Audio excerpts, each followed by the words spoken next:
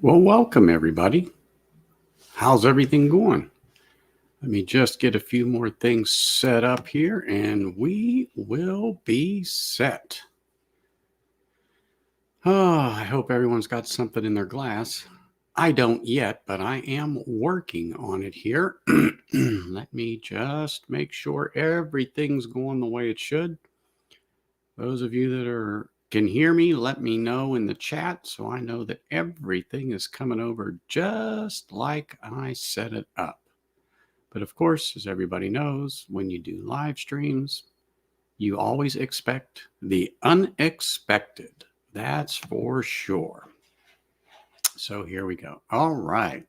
Sugar Kitty's here. That is perfect. So I know Sugar Kitty's here. If he didn't hear me, I would know about it already. So let me just check one more thing, and it'll be time for me to get a pour. Hey, Greg, how are you?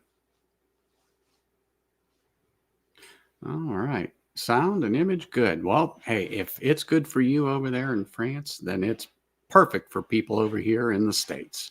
So that's good. Okay, that's what I was just going to. You took the words out of my mouth, Sugar Kitty. What is the lighting like behind me? So we can fix that. Because I wasn't sure if the light on my right would be enough to compensate, but I can understand that. So we will fix that here. Let's see. Bingo. What do you think about that? I figured that has definitely got to be a little better. So anyhow, all right. Yeah, I can actually see the difference because now I can see the Christmas cactus glowing there in the background right there. You can see it going. It's a fiber optic one, and it's just twinkling away. So, yep. Hey, Doug, how are you today? David, what's up, man? Okay. Perfect. Yeah, I'm not in my ideal spot, but yeah, always probably a little more in the front. And I was going to set something up, but you know what? This is one of those impromptu things. And what the heck? Here it is. You're really not here to look at this face. That's for sure. I can tell. Doug, what are you got anything particular in your glass going on? David, anything in your glass? And also there's a poll I put up. So take a minute and take a look at that poll and go ahead and make sure you vote on that. I will have a few guests popping in, and then later on here in the stream, I'll post the link in chat. And anyone who wants to get on and chat about some whiskey or something that they're going to be opening for the holiday, that would be perfect. Hey, Whiskey Food Dude, thanks for coming in. Appreciate it. Hey, Whiskey Lovers Society, how are you? Good to see you in here. Oh, Dano, how are you? Nice to see you. I just seen you popped in there. Sorry if it seems I'm a little slow because I'm watching the chat, watching this, watching that, making sure everything's going. Got people popping in the green room. Got to get ready to get them on there. Alex, I hope you checked your Gmail, but I hope everything's all good up there in Canada. Cooper's Craft 100. All right. Well, that sounds like a good one.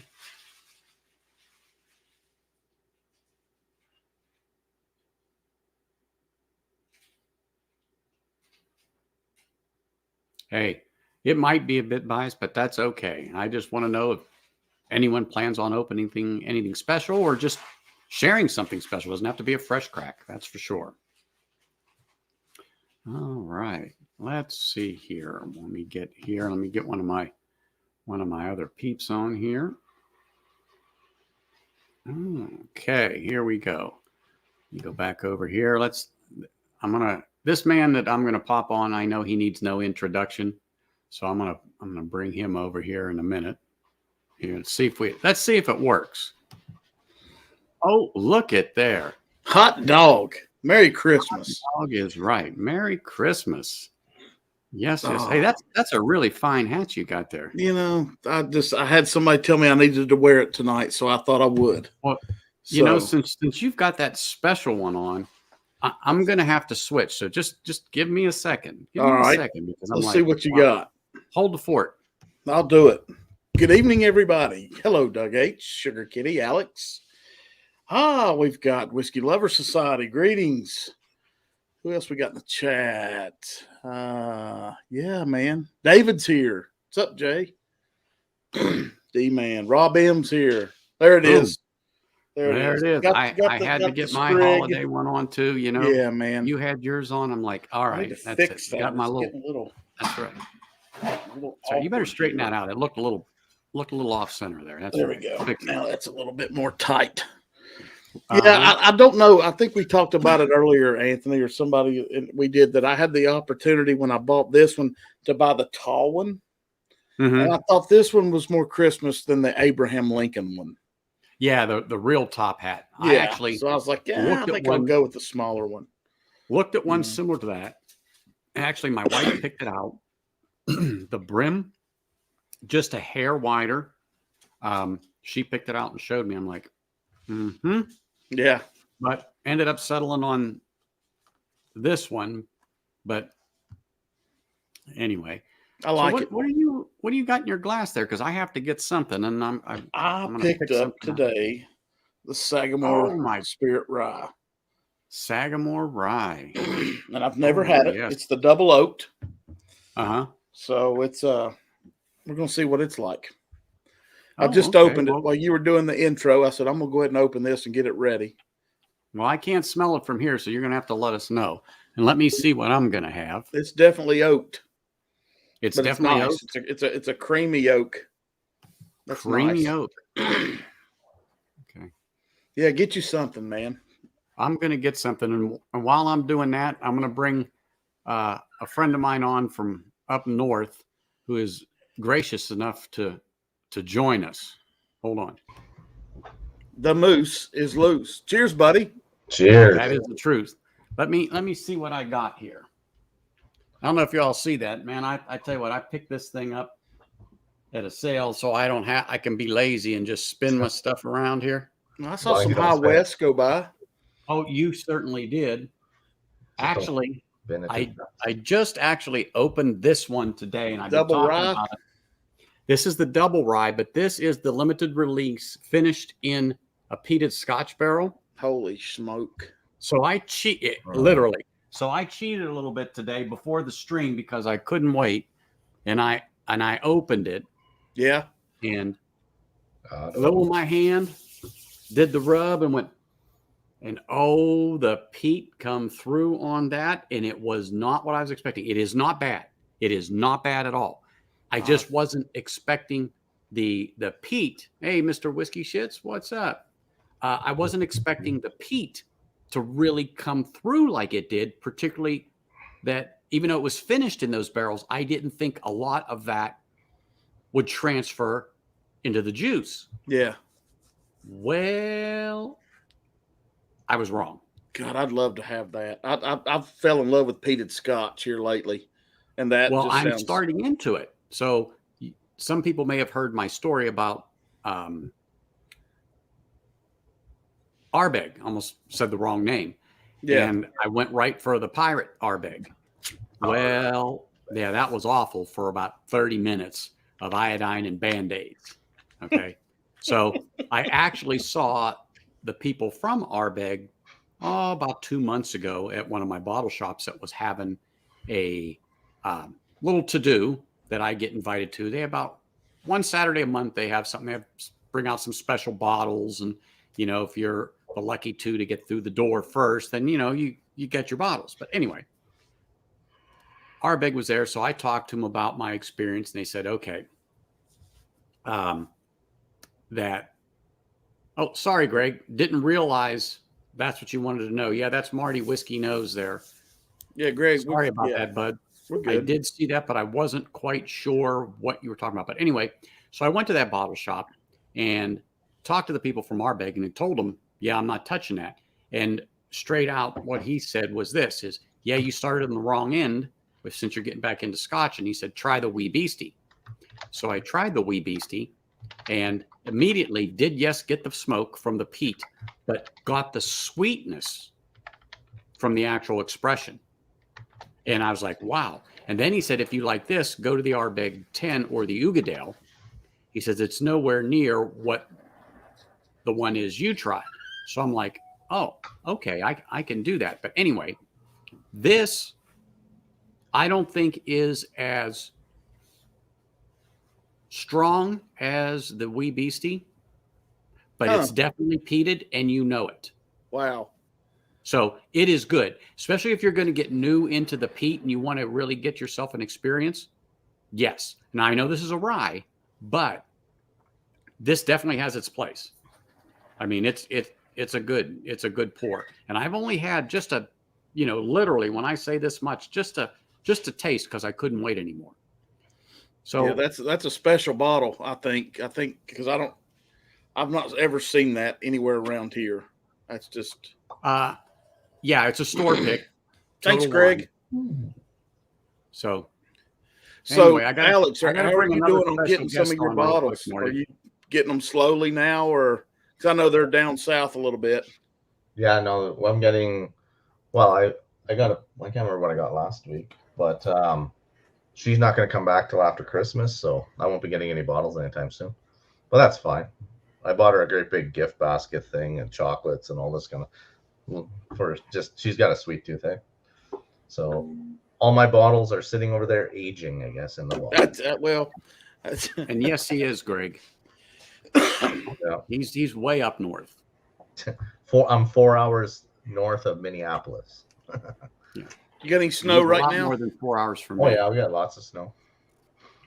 You guys hear me okay? Unfortunately. Oh yeah.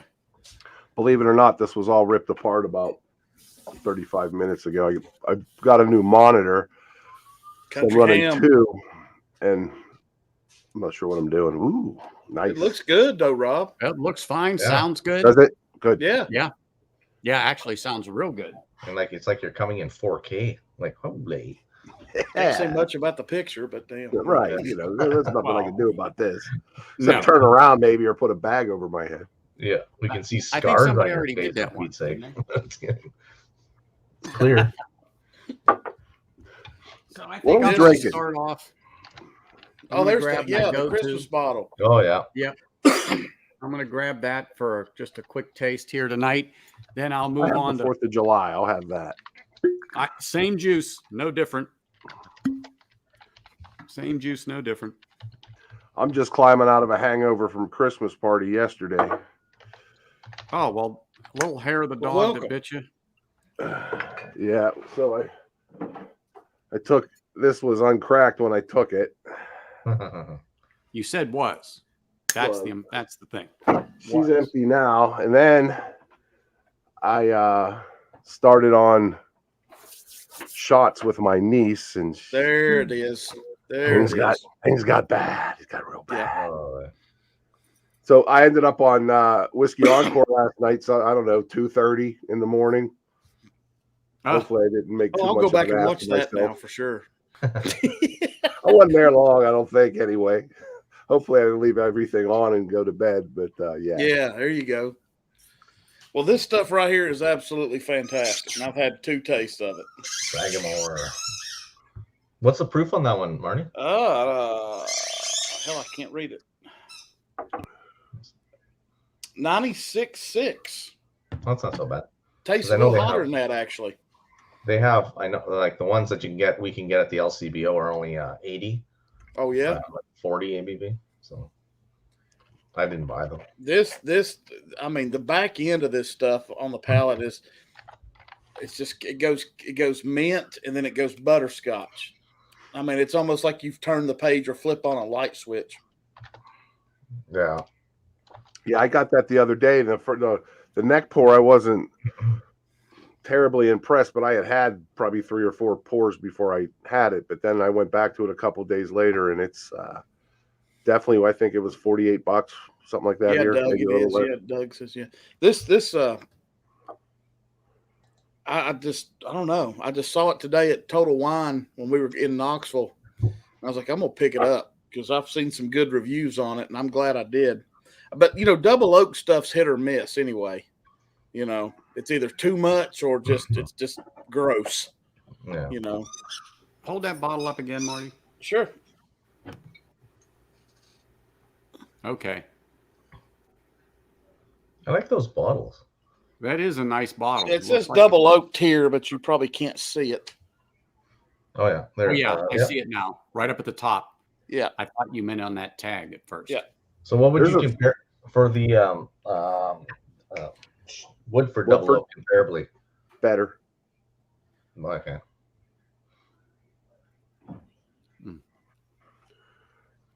There's a cast strength Sagamore pick here now, and if I'm not mistaken, that's their juice and not MGP, but I could be wrong.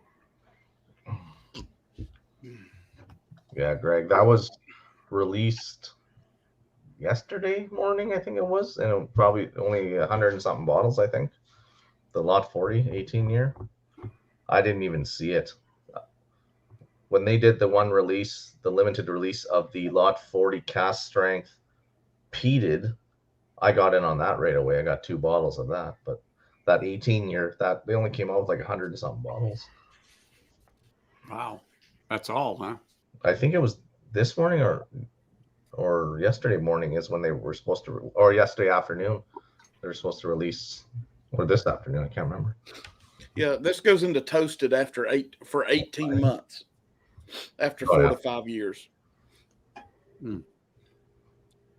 Well, they must have tasted and thieved the hell out of this stuff while it was in those for 18 months, because they knew exactly when to pull it, because it could almost be too much. You know what I mean? That's like that fine line of, damn it, you missed it or you nailed it, with the double oak.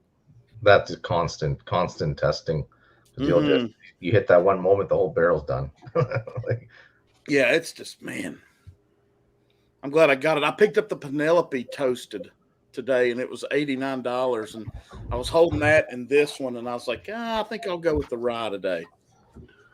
Yeah, there's mixed reviews on that Penelope. Yeah, I was just going to say that. So for the rye, you can't go wrong. I'm going to get the hold on, Alex. Let me highlight you. Well, I'm just trying to get the focus first. Yeah. Before anything. Come on. There you go. You got it. Peated oak quarter cask. Okay. Yeah, that's the Lefroy quarter casks. 2021 bottle. Okay. Yeah, so this was Lot 40's rye, so they're like 100% rye. Then they aged them in quarter cask, Lefroy quarter casks for 17 months. It's actually really good. I actually really like it. It's one of the ryes Canadian ryes I actually like. So that's a rye. Wow. Yeah. I got Lot 40's regular versions, but they're only 40 ABV, right? So it's like, but this one here, peated. I saw something today. I don't know. Go ahead, Alex. I'm sorry. No. I was just gonna say, like, this one here, it's a rye, but when it's being peated, the peat is not the high marker, and you get it right away, but it's not the high marker. But that thing is like either comparably as like a pear or apple pie and cinnamony kind of bakery. Oh, it's so good. I'm hiding my other bottle somewhere. Actually, don't know. A peated bourbon or rye compared to a Islay Scotch, are you still grabbing the bourbon or rye notes through that peat? I know you just said so. That'd be interesting to me. I'm gonna have to try one. I see a couple on the shelf. Yeah, it's rye through and through, except right away. Like if you would have to have had Lefroy or an Ardbeg or something, because just the whiff of it, you're just like, there it is. Yeah, like right there. Yeah, exactly. You get the peat, like you got your iodine for that, but the taste is your rye whiskey, but it's like it's like pears in my eyes. It's like spicy pears with like cinnamon And that's a good analogy. So the one I just poured from High West, that's a double rye, that was a limited release, finished in peated Scotch barrels for like 9 months. At first, when I took the cork off, I didn't get any peat.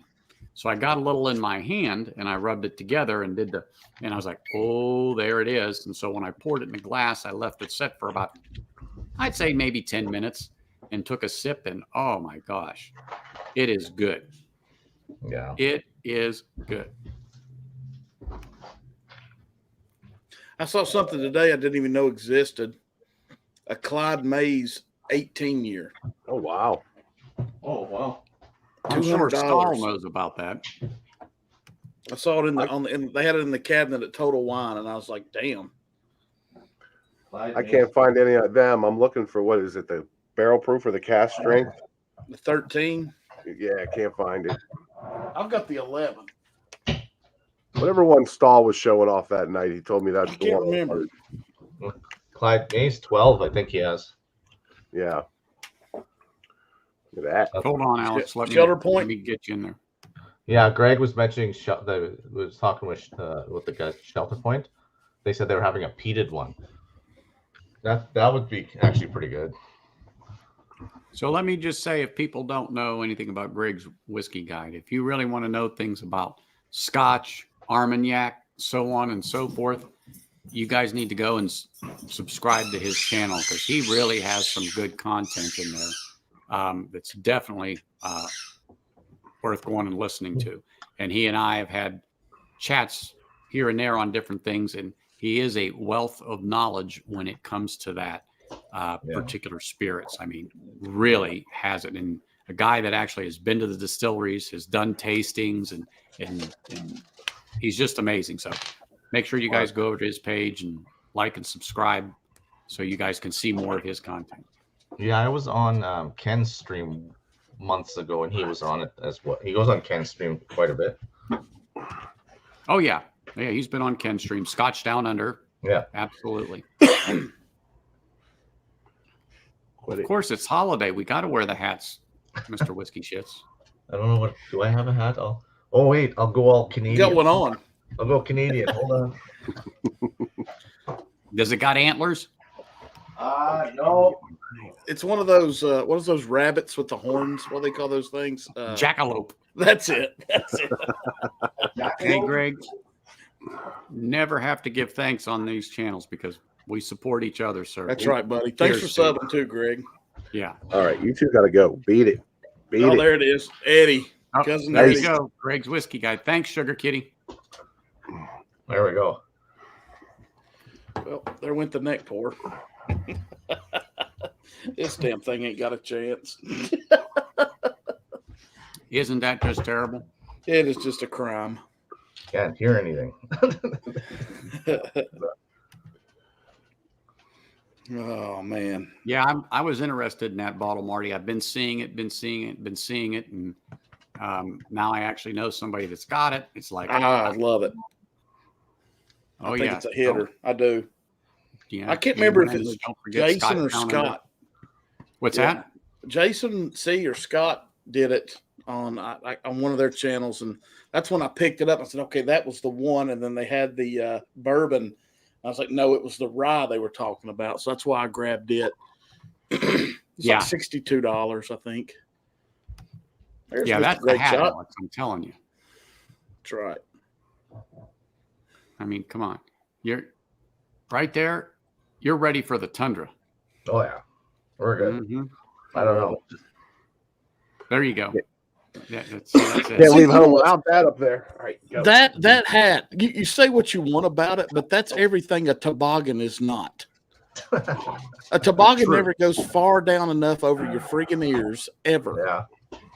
But that one will cut the wind. These are warm as hell. Yeah.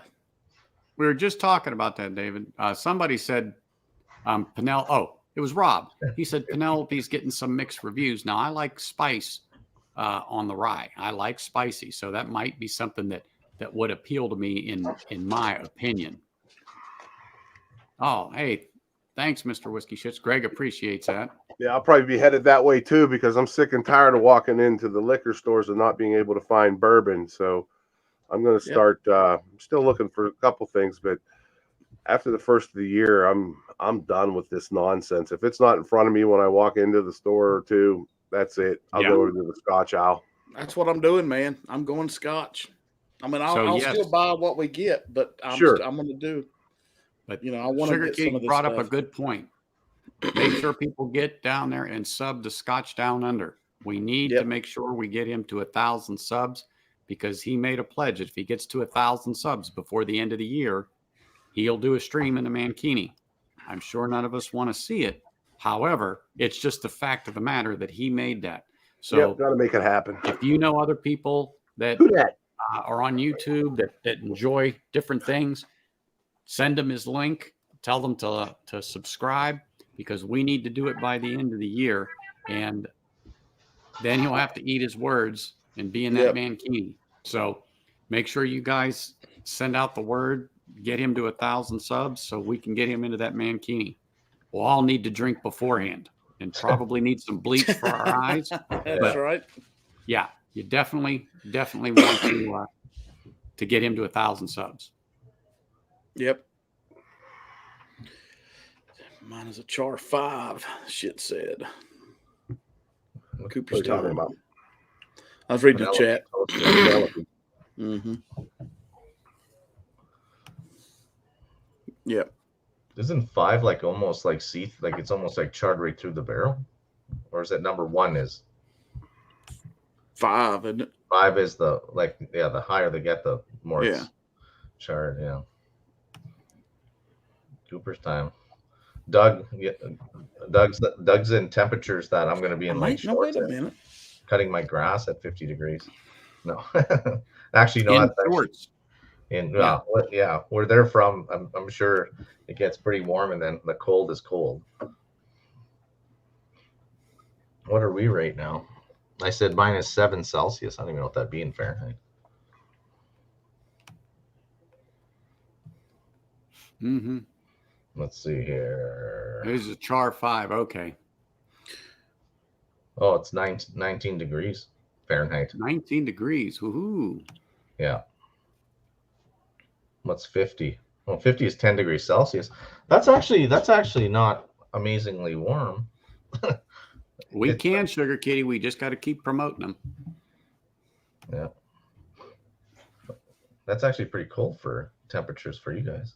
Well, I mean, they're in New Orleans area. Well, that's what we were just saying there, Mr. Whiskey Shits. We're all going to need a couple of good stiff drinks before we actually go because, if he does that, he's going to insist that we're there for that stream. Yeah. And I'm sure it's not going to be one of his normal 4 or 6 hours. It's going to be a marathon. And he'll set up a couple extra cameras you're not going to want to see. You're definitely not going to want to see that. But you know what? He probably will. Yeah. He'll say something. He'll say something like the money shot, and all of a sudden the camera will turn on over here. The money shot. Yeah, it's like right. That is right. You need a money shot. It is neat that he has his cameras all on like voice control. He does. That is pretty neat. All right. So, had the smoke wagon. Let's see. What should I have next? From 92 proof, gonna have to jump up to something. Shit, I started with that country ham. I don't know. That's pretty. Just go to the top and come down, I guess. 124. It's good. So let's see. Hey Rob, are you cool with us just staying here? That's fine, Marty. Whatever you want to do. I just want to stay with Anthony. I don't want to do anything else. That's Anthony, fine. give me like 5 minutes and I'll be right back. I'm going to give you 7 so you don't have to rush. Okay, I will be right back. Yeah, when I saw your email, Anthony, I'm like, oh shit. Oh yeah, I knew you were going on, but I just wanted you to pop in for a minute or so. And because like I said, I'm going to post the link in the chat here in a little bit, but there's just been a lot of stupid trolls and stuff lately. So so much of that, and for so long there was relative. I mean, you'd catch a troll once in a while, but no bots or anything like that. Now it's everywhere. In fact, I don't have you. I'm going to bring up YouTube and take you to my other. But I have my moderators on it. They know how we run these channels and these streams. So if something goes left or right, they know they have carte blanche. They'll block, kick out, boot, whatever they got to do. So I'm absolutely fine with that. It is like Shane even was doing just a gaming with Trev and them the other day. Like, and Shane only had from story time, he only had, I think, 3 people in the room, 4 people, and there were still bots popping up. And so he made me a wrench, and I just started deleting them to come in, right? Oh, yeah. Yeah, I was there for that one. It was ridiculous. Yeah, it was only there was not even a handful of people watching. It was just, but they still come in. Yeah, it is redonkulous. It is redonkulous. Sugar Kitty says Ken's sometimes kicks off his Alexa. Yeah. The quackabooms are funny as hell. Oh, Greg, I totally get it. You're on a different side of the water from us, so absolutely, yeah. Catch some Z's before you got to get up and hold the fort down at work. Totally get it. But we're just glad to see you here and maybe get you another sub or 2 like we did. So it's all in a day's work for us. Yep. Exactly. You know what? We just come here to enjoy each other's company, talk about whiskey, talk about rye, talk about scotch, bourbon. We're just enjoying ourselves, and it's just ridiculous. I mean, there's nothing you can do. It's just the way it goes. So, but like I said, that's why you got some good wrenches in there to literally, when I say throw a wrench in their works, throw a wrench in their works. Yeah. He's talking about Cooper's Craft, I think. Yeah. I hear good things about Cooper's Craft. I haven't picked up one yet. No. Bourbon on me. Bourbon picked me up. Okay, so I won a uncut unfiltered. Yeah, Cooper's Craft. Yeah, uncut unfiltered on his channel a few weeks back. But I'm gonna only drink it a couple times a year. So he found me another one. He got me the clear bottle one, and he found me Adam's favorite there. So I get to try it now. Is the 10-year Redemption High Rye Bourbon. So I finally found that. Oh, really? Yeah. I think I'm going to grab this one again. Is that the bottled in bond? Yeah. This thing has been. That's a beauty. Been tremendous. It's very good. It has been.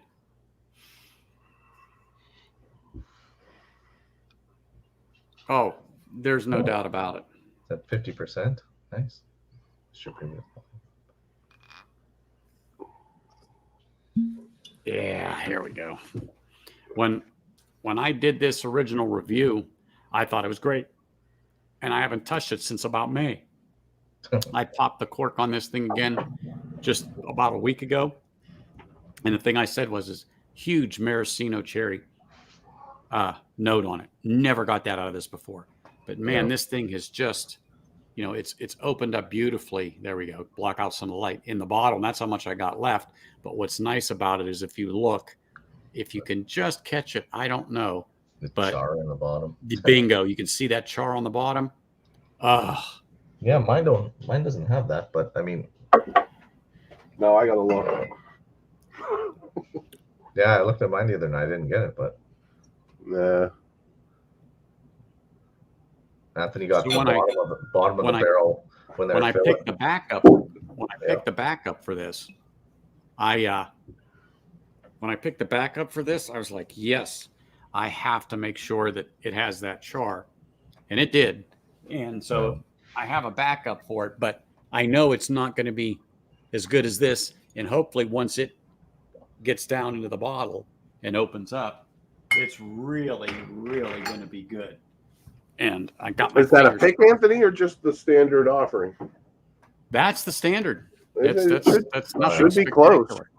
But the only thing spectacular is that Marty's back. That's right. Yeah, I needed to close out the other StreamYard and post the link here, so everybody should be coming on. But I'm just telling you what, that Nice. Wilderness Trail here with that cherry note is like unbelievable. Yeah, I have to go back to Ohio to get another one because I'm getting low. Which one is it? The bottled in bond Wilderness Trail 6-year. Got a store pick of it, I think. Yeah, Lot 40 is good. I like Lot 40. 40 Creek I like as well. Greg was just saying about Lot 40. I like 40 Creeks. I mean, Donald has a different opinion on some of my choices of that, but that's only because he knows like there was old distillers that used to be in there that made it better. And I've only been at this for a little over a year, so I never even knew about the other distillers. Me too, Alex. I actually saw Lot 40 here, like on the shelf in Pittsburgh. I was there for about a week, and I haven't seen it since. And something's going on with the liquor control in Pennsylvania, because some of the stores used to have what they called a bourbon gallery, which maybe extended it from some of the other higher end stores just a little more. They had single barrel picks and stuff like that, or just single barrels in there. And now the last couple of visits, all of that's gone. So I don't know if they just can't get it. So they took the shelving units down or what they did. But man, I'm telling you, it is slim pickings here in Pennsylvania. But someone mentioned that Redemption a little bit ago. I did see that on the shelf. It's a good one. Supposedly, I saw that last week. So I may swing by and grab that. Because I've stocked this about 2 times now. This is the Redemption just bourbon, the 9-year barrel proof. I like this one, but Adam says that they actually had both. They had the high rye, the rye, and I believe the barrel proof bourbon as well. Yeah, they also have a weeded one too.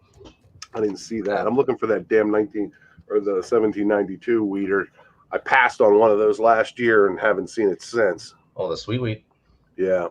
Yeah, Adam. I think Adam just picked 1 or 2. Adam or Mike. Well, the man right there. Yeah, I got one of those sweet wheats, so That's right. I picked them up. Yep. But Greg, that Wilderness Trail, if it ever gets over there, I tell you to buy either one. Expression. Well, they've got a couple of them, but yeah, they're doing some really, really good stuff. And by the way, Adam, let's see here. Woodenville. Yeah, I've been curious about that one. Oh, not that one. Yeah. I love it. I got 4 of them. Nice. Yeah. I have Adam the knows Master this Journey one. picks. Adam knows this one. Nice. Utah? No. I can't see it. Yeah. Liquor lineup. Yep. 117, 58.79 ABV. Good lineup. That's a little haunt by me. Now you got me wanting to look and see what mine are. I'm Looking at the probably bottles, checking proofs. I'm slowly working my way up in the proof. So from 92 to 100, and then maybe go 105 to 110. I think I'm staying at 100 below. What was that? Straight bourbon whiskey? What was that one? Oh, look at that. Yeah. So how is Woodenville? Okay, is Woodenville sourced? It's good. It's good at higher proof, Alex. Oh, This one's 124.12. Yeah, I got a 122.7 and a 119. Both are good, but they come off a little smarty. They got a little candy in them. But I mean the standard. Look out! Hey now! Hey now. Yeah, I'll the just send standard him my 90 proof glasses. is good, but once you have the higher proof in the wooden Yes. bill, Yeah. you won't go back to this. Exactly. You won't go back. No. You won't go back. That's 100. Then the 90 almost gives off a funk after you've had the higher proof on the back end for some reason. It's like, I don't know, just like you In fact, I'll put have too a- much I'll have water a little to bit it. of 90 right now. What's the proof on that straight bourbon whiskey, the High West? 92. So I'm not, I don't have any of that, but I think you're right or on the High or West. just this one. Oh, the smoke that's wagon? 92. Yeah. That's 92, smoke wagon. yeah. It's 92, like 92.5 to be exact. Yeah. I made Las Vegas proud the other day and got the uncut, unfiltered. Nice. That's at about 116. Yeah. Have you seen All right. this? Oh, that's the vodka. Yeah. Yeah. Mhm. That's Jenny's What are you birthday or cleaning Christmas with? present. You using That's that Jenny's for cleaning? Christmas present. Washing your hands? Yeah. But actually, I've talked to people at the bottle shop about that. They said it's actually good for the price. It's They use it $23 regularly on the rocks. Use it in mixed drinks, things of that. I said, really? They go, yeah. Top Shelf Dustin was trying to give his away the other night. Hey, you should have raised your hand. I know. We messed up. Mm-hmm. We were too worried hitting him up for old Carter. Yeah, God almighty, and everything else he has. Yeah. Yeah, he was awesome when he came on. I enjoyed that. Hey, Oh, Cheech. yeah. Cheech. Oh, hey, geez. Cheers. What's up, man? I didn't see him. Oh, there he is. This Okay. this wilderness trail really is like a cherry treat all of a sudden. No. Can't Which one is that? Did you say It's just anything? it's just straight bourbon. 90? The 90? No, this is 100 bottled and bond. Bottle It's and bond. it's the 60. I want to say 64 Where's one, Marty? corn, 24 or 26 wheat, then the rest barley. Yeah. What's yours, Marty? This one's a store pick, 4 years, 7 months, single barrel. That's not the single barrel, is it? Y'all just showed, or is it? No. I've got the other one, man. But that one's good. I had forgot about it. I think Shane was drinking it the other night. Yeah, the bottle. And I went back to it and forgot how good it was. Yeah, I've got the single barrel. I've got the small batch, and I've got I've got 2 single barrels and a small batch. So if you guys check out Greg's question there, What'd he say? yes, I like other expressions, and there's one that I'm going to look at by the name of Bimber, and it's out of London, and it's a whiskey, not a Scotch. And I talked to, I think it was James Morgan, and he said it's basically across the river from him, and it's a decent expression. Huh. So I'm kind of looking forward to getting a bottle of that and giving it a try. I'm still confused on which one. Feel about world whiskeys. Like, It should say bottled and bond on it, Marty. Yeah, but is it small batch or single barrel? It's a 6-year small batch. Okay. I have, like, with me, I like this for scotches and that. I'm more like a Brooklotti fan and Coloman, but Coloman with I like the port finished. I got the 9-year port finished here. That's really nice. Where are you seeing the age statement? Right on the top of the bottle. On the label, right there. No, mine just has. I haven't tried Japanese yet or not. Mine just says Wilderness Trail. Didn't have an age statement. You don't have bottled and bond? Yep. Well, then you know it's over 4 years. Yeah, but y'all are saying yours is 6, right? No, mine is not. Oh, Mine's okay. bottled and bond, but they do have a 6-year. It Mine's is bottled, stated okay. 6 years. Yeah, mine's 6-year and bottled and bond. Okay, Down in that's the what I was bottom. looking for. Bottom Okay. part of the group. It's the bottled and bonds right there. Yeah. Oh, yeah. And then, like, my batch number is 16A04. Does yours say up there at the top? No. Greg, I've heard that Oh, yeah. too, and you're right about the prices.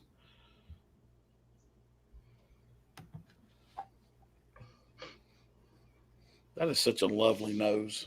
That's non-chill. I didn't know filter. Balcones went up that high, 64.6 ABV. I have yet to try a Texas whiskey. I have shied away from Balcones because most people I've talked to said it's too hit or miss. Yeah, You I've know, heard, it's I've not. heard the same. But But Daniel then- H says I'm missing out. So You know, if you talk to HBR, he doesn't have a problem with it. But again, it's one of those things where it's where you're from, so you kind of have it, and it's Sure. like it's like where we're from, Rob. We got used to Strohs, Right? Oh, I miss Strohs. You see it on tap every Iron once in City. a while. Yeah. Yeah. Or Iron City. Yeah, exactly. Well, to be honest, I haven't tried a Pennsylvania whiskey yet, and there's a bunch of them out. Is it Dad's Hat?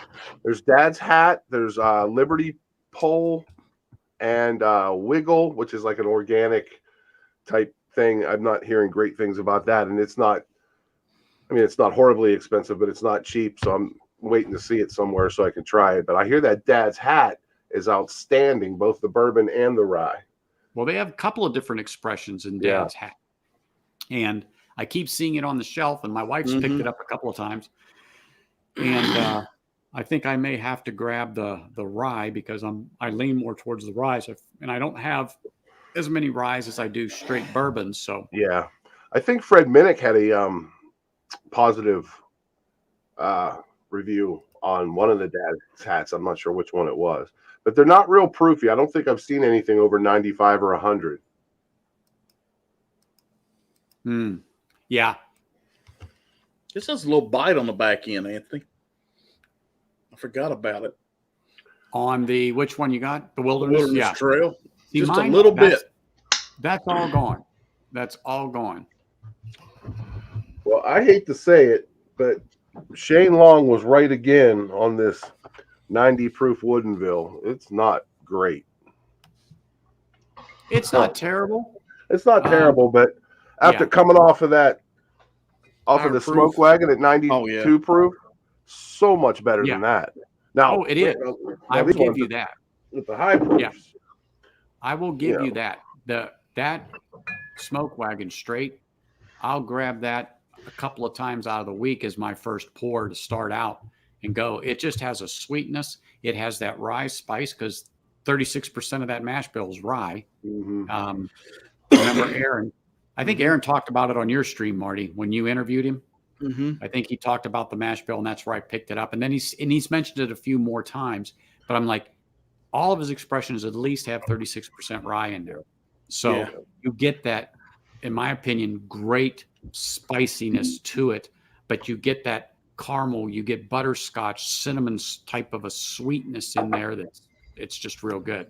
It's like a candy cake. It keeps coming. You get a vanilla, you get so many cherries and apples and stuff coming at you, and sometimes those banana notes will pop, and it's just so good. And that's funny. In this Wilderness Trail, I have some of that, and we can do that here in a little bit. I'll go there too. But I'm getting a little of this bread note, like maybe a banana bread note on this Wilderness Trail right now. And like I said, I've had it since April, and I haven't touched it, I don't think, since June. And I'm still trying to kind of put my finger on it. But this thing is just cherries and excuse me, like a dark brown sugar. I don't want to say maple syrup, but on there with kind of a banana bread, kind of a hint of a note on it. And like I said, it has changed 180 degrees since I did the review April, May. I keep saying May, but it might be more towards April. Here and there, it's on my channel. But it's good. Yeah, it's just good. Yeah. And I think I paid $42 for this bottle. So yeah, it's a great value bottle, no doubt. It is a great value bottle. I agree. Yeah, it keeps getting sweeter on the back end, almost like it goes to a vanilla. It's like you put vanilla icing on banana bread. Well, that's a good point. That's a good point about the Balcones, because like I said, I want to hear some of these notes. I want to know what they're like, so yeah, it's like, I've just have stayed away from it because one, I've never tried any of it to say, okay, it's worth me spending my $60 on, $50, $80, whatever the case may be. to go, yeah, I'm gonna do that. Yeah. Dry fly. Trickle. Triticle? The heck is that? Dry fly. I don't know why I know that. I know that name. I saw it somewhere. I don't think I've seen it on the shelf anywhere I go yet, but I've seen that somewhere. Yeah. Hey, Mike, how are you? I'm going to join Alex with the Rebel 10. First, I'm gonna have to go and get Rebel mine. 10. hopefully she's opened up a little bit. It was a little grassy at first. So That's been for a while now, though. If I can get it to go here. 1 second. Hold Dry on, fly, hold yeah. on. Oh, There it is. Yeah, that's it. Yeah. Aged 3 years. Mhm. They've got a Bourbon 101, 4 years. Well, that's for different ones too. See, I haven't seen the smaller samples of that here. Now I'm going to have to look of the Balcones because I definitely do that. That's how I found out I didn't like Whistle Pig 10. That's I had awesome. two If samples, you could get and a I couldn't 50. choke it down. Yeah. Willet's supposed to be hitting here in 50 mLs. I'm looking forward to that if I can get some of those. I think it's up the 4 year though. You could give it a try. You know what I'm saying? And then know if you like it. And I'm Hey. seeing a lot of the scotches in the or 200s or 375. So I'm starting to look at those and buy them instead of the 750s until I know what I'm doing. No. Hey, check your email, Bourbon. Then you'll know what this is. Bourbon. Mike Franklin.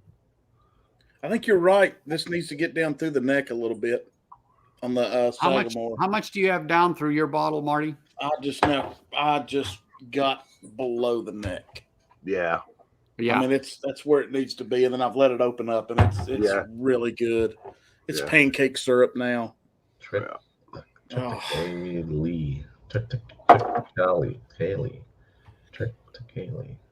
Rye. Well, that Rebel 10's opened up a little bit now. It's much better than it was. I was a little worried because I overpaid for it. Well, how much was it? $100, Rob? I paid 110, I think, which I think it retailed, was it 80 or 90 it retailed for? I've never seen one. Apparently, I'm okay missing out. Maybe. Yeah, I wouldn't overpay for it. Which one was that? I mean, the Rebel 10. Oh yeah, I guess I wouldn't overpay for it again, I should say. I got it for $130 something Canadian at our normal liquor store. So Yeah. So that's about 100. That'd be about 115, 120. Yeah, I paid 110. I think that was out the door. Though it might have been plus tax. I don't know. I bought it in Maryland. They had a couple more if anybody is looking for it, but I'm not sure when I'll be down that way again. I think I've got a good stock right now sitting on my cousin's. I'll be back. Let me get my Rebel 10. I don't have it behind me. Okay. I got 2 samples. What are they? WWB sample? Yeah, man. I love This apple.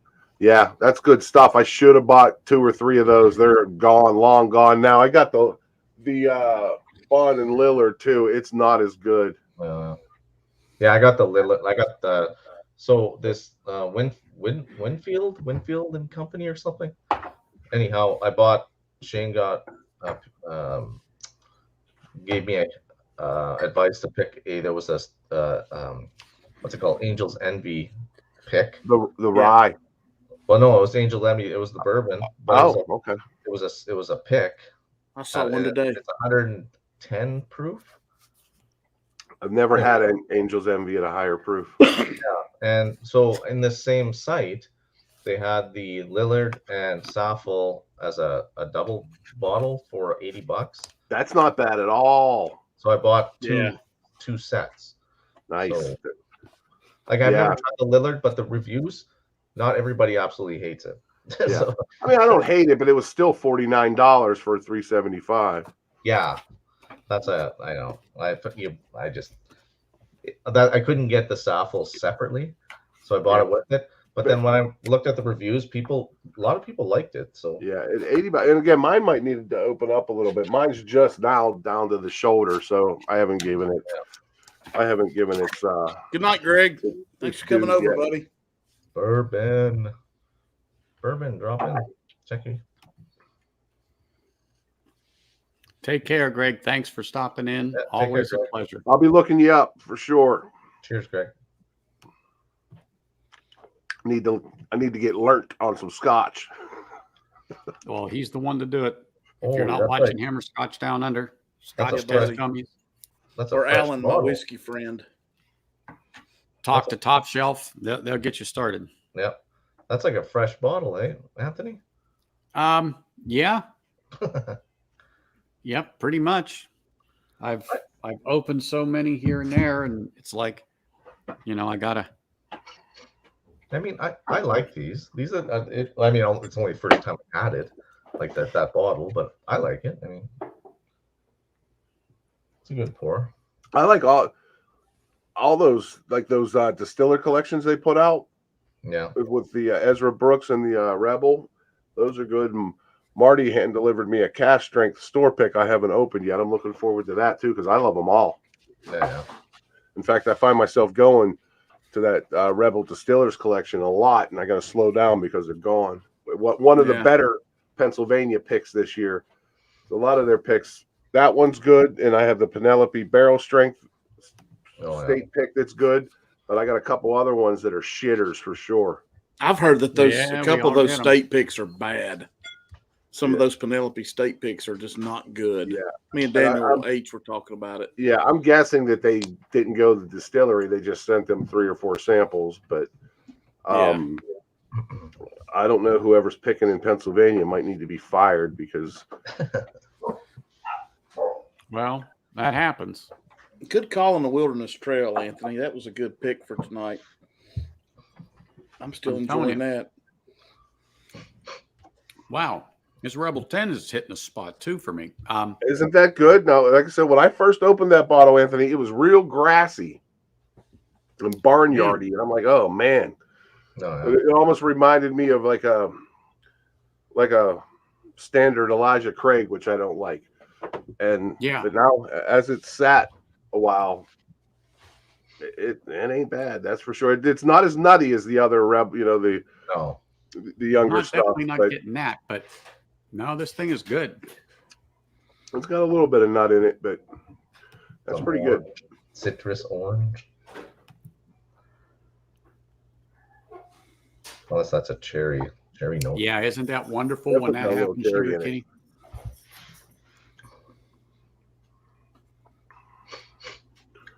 There you go, man. I have the 4-grain Penelope too, and it's good. It's not a pick. It's just all those friggin' wine bottles don't fit in my cabinet. That's why they're up here. They're too tall. Yeah. Yeah. They're just. I have to build shelves then to make them fit. Well, yeah, I've been adding them as I go. I got this piano behind me that my daughter had through high school and in band and all that, and my niece is supposed to take it for her little boy, but it's still here. I'm like, you got to get it out of here because I got more shelves to put in, man. Hey, Anthony, Andy from 21090 may show up in the basement here in a second. Well, I posted the link, or you can send it to him. Yeah, he may show up. He was sick last week. They didn't get the chance to go live, so tell him to come on. I did. Welcome. Yeah, Dustin has me wanting to go out to the beer warehouse and buy that Samuel Adams Utopia. It's already sold out here. Yeah, there's one bottle on the counter. Comes with glasses for $289. Yeah. You get a nice. You can save that. That container it comes in. Yeah. I don't know a whole lot about it other than it's way too expensive. But it is. But from what I hear, people are dying to get their hands on it. I was thinking about buying it just to trade it. You could, but you know what? You can sell that. It's not a can that it comes in, but the bottle. Let's say it's that gold. People buy that. Yeah. Yeah, that thing is beautiful. Yep, $289. So. $2.89. And I didn't realize too that you can just leave that sit just like a bottle of bourbon and come back to it. Just try to keep it at a relatively lower temperature, other than refrigeration, and it'll last for a long time just in that bottle. Yeah, Oh, yeah. exactly. And I think that's the same thing with like the Bourbon County Stouts. You don't have to fit. You just got to try to keep them around, what was it, 45, under 55 degrees Fahrenheit. Yeah. I gotta put a little more of this in the glass. Yeah, I think I'm going to as well, Anthony. That was a good call there, Moose. Thanks. I've Thanks, got Alex. a swelled cork. I can't get the freaking cork all the way down. Oh yeah. Just the tip. Hey, did you guys ever? Speaking of corks, my smoke wagon corks are like barely in there. Well, now it's Too short. It's just look at that. I don't have a problem with any of mine. He does it. Oh I don't yeah, have a problem with any of It's mine. barely in there. it's just sitting. Well, that just means you're gonna have to drink it quicker. Yeah, that's what I'm worried about. Yeah. No, don't worry. Because I'm trying to nurse this small batch that Marty hand delivered, and I don't think the uncut and unfiltered is as bad. No, that one's not as bad. It's that one's in there. But I'm thinking about maybe getting a plastic one or something that maybe fits a little better. Well, But I don't want to put plastic in it. Rob, when I come home, I'll make sure I deliver you one if needed, because they're always here. Okay. Don't panic. Do not panic.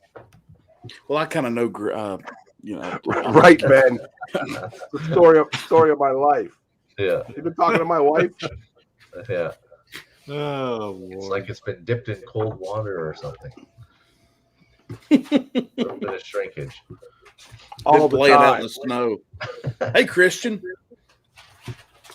Hey, Christian, if you haven't subbed to Bourbon Neophyte yet, please do. Great friend of everybody. How many got in there? I'm only on StreamYard, so I can't see it. They hitting the like? Well, I posted the link in a note saying we weren't going live. Everybody, come on over. So they're slowly coming because it's just 8:30. Yeah. So, Sugar Kitty, you think that's a good price for that Utopia? Should I buy it? That's about what it is here. I think Is it? that's what if I remember right, that's what they said it was. So Well, there's two reasons I want to buy it. One, to maybe trade it, and one, to impress the hell out of Andy and Todd. yeah. Yeah, no doubt. But my luck is I'll buy that, and then I'll have a shot at something that I've been chasing. And, Exactly. You know, no, that's I the know. only thing I'm worried about. Yeah, but to spend that on a bottle of suds. Right. And then I'll be. Well, see, I saved some corks. I saved some corks for other So do I. bottles because I've had my one of the Emerald Giants, or not Emerald Giants, one of the Redwood Empires, and I think it was Lost Monarch. The cork popped when I opened it. I pulled it off and it just separated. Yeah. So I had to do a little surgery to get it out, and then my E.H. Taylor fit okay. Yeah, my I've had two rare breeds do that to me. Just pull it, and the cork stayed in, and the wooden topper came off with it. Let me tell you the best cork in the business. It's right here. Duct tape? Right. Yeah, Wow, there that's you go. This Rebel. That damn old granddad. That's a Oh, girthy my God. bastard right there. See, I have cork Yeah. envy on that one. Yeah. That's got yeah. Yeah. You just save that, I then tell you you can you can shave it down to fit another one. This particular one is just, man, and I don't have much. Whoops, I don't have much, out of it. But What's your number on this that, thing- Anthony? Let's see, bottled on September 30th of 2009. Barrel Mine is number is 5651863. Oh wow. Mine's the same, except it's 6.7 at the end, and it was barreled on the same day. Yeah. Wow, Mine's, wrong number. yeah. Mine barrel's 93009. My Yep. my barrel is 5651851. Oh, we're not far apart. No. But you know what? Each one of them barrels could be night and day difference. Yep. True. Yeah, said Christian, this thanks one for subbing scared to me a Bourbon little bit, but it Neophyte. came Awesome. Yeah, thanks for subbing, buddy. You know, it's. Hey, Christian, thank you. I haven't done the new riffs. I was gonna do the ADHD pick, but I was like, I've got enough. I passed I on the did new ones. I bought the I think I bought the bottled and bond rye, the new one, but they have new barrel strength or new single barrels out that are higher Yeah, proof. The single one barrel. the one Steak I have picks. is I have 102, and then I saw two different ones here. One was 106 or 107, and then one was up around 116, I think, something like that. But I didn't do it because I just found them to be a little on the younger side. But as they open up, they're okay. But yeah, they're good. They're not bad. I used one of them. I got a great candy cane note, and I used one of them for the Christmas video. Yeah, the first Christmas video I did. But I think yours was a little higher proof. It was. Yours is pretty close to that, Anthony. Wow, look at Mike. He's got 868. I'm 863. Oh, yeah. And I'm 8'6". What I say? And I'm 8'6"2"? 8'6'7". 867. Wow, you're right there with Mike. So your barrel is literally touching his. Watch it. Touching tips? What? Barrel, I said. You can play that back. Holy. This is a family show. That's right. Hey, 3 or 4 more of these, you never know what happens. At least my hangover's starting to fade away a little bit. Yeah. So that's good. But then there's tomorrow. I got to go back to work. Of course, I'm supposed to be in the office. We'll see how that goes. I got 2 days of work, and then I'm off till the 4th. I'm working all the way through. I'm off Friday. That's it. Well, we usually I'm work. not taking any I'll probably time hire this year. Monday, though. I got to run into one account. Are you still tag teaming, Rob? Uh-oh, froze up. Yeah, never cross the barrels.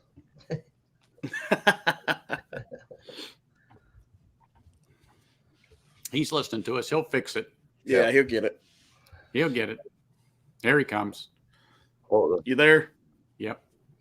Yeah, I think I was buffering a little bit. That's all right. Are you still tag teaming this week at work? Yeah, well, I won't have him back until Wednesday, so okay. I may shoot down to West Virginia and Western Maryland tomorrow if I can. We'll see. Like I said, I'm just getting so tired of doing all this running around. And like I said, if I go to West Virginia and Maryland, sometimes a couple of those stores just have shit marked so high that, you know, I've been tempted, but smart enough not to do it on some of the stuff. But again, I think I gave you an example, Marty. They have the foolproof Weller down there in Chestnut Ridge, $400. Elmer T. Lee, $400. Ridiculous. But only 20 miles down the road into Cumberland, he marks it up, but it's reasonable. You know, it's $20-$30 here and there, or something. Like I get Henry McKenna down there for $50. God, I can get it 30 here. Yeah, well, don't buy it I don't anymore. see it at all. Well, you let me know. I'm down to 2 bottles. I'm down to my last one, but I bought it at 50, so you can't go wrong. Yeah, is it really $30 there, Marty? I just left the store there, and they had 3 sitting there about 2 hours ago. $30.99. Well, feel free when we're off by $30. That's always a good one for me. Is that what you want? I'll go get it. Not right now. You know what? You know what you can do? I have those. You still want those 2 Bourbon County stouts? Yeah. Yeah. I want you to keep them too, though. What? I want you to have them for next. Oh, you still got a case. I have them. I have a case. Yeah, I do. So, I do. Yeah, I pulled those 2 out of the case for you. I'll trade you. Okay. So send me an account for those. I don't know if you guys can see this. Let me get a little closer here. Hold on. Wellers. Yeah, see? 7,000 for the set. Was that $599 for a foolproof or a CPBY, and then that's $600 for the 12-year. That's crazy. Oh, I see it now. Oh, set. Yeah. Okay. You talk That's about ridiculous. absolutely ridiculous. But this is Arizona. I went over to Arizona and look at that. Ridiculous. And My people talk dipshit about good brother-in-law prices in offered me Arizona. $500 for the CYPB. I'm waiting for him to come back because if I he heard gives me there's $500 for it, it's Discovery his. 3. Yeah. There is actually here. I'm looking for that. That's for sure. Yeah, That Christian, it's Discovery, that's what I'm out looking there, man. for. I don't know. Am I buffering again? No. Well, Well, you're frozen now. now you look normal.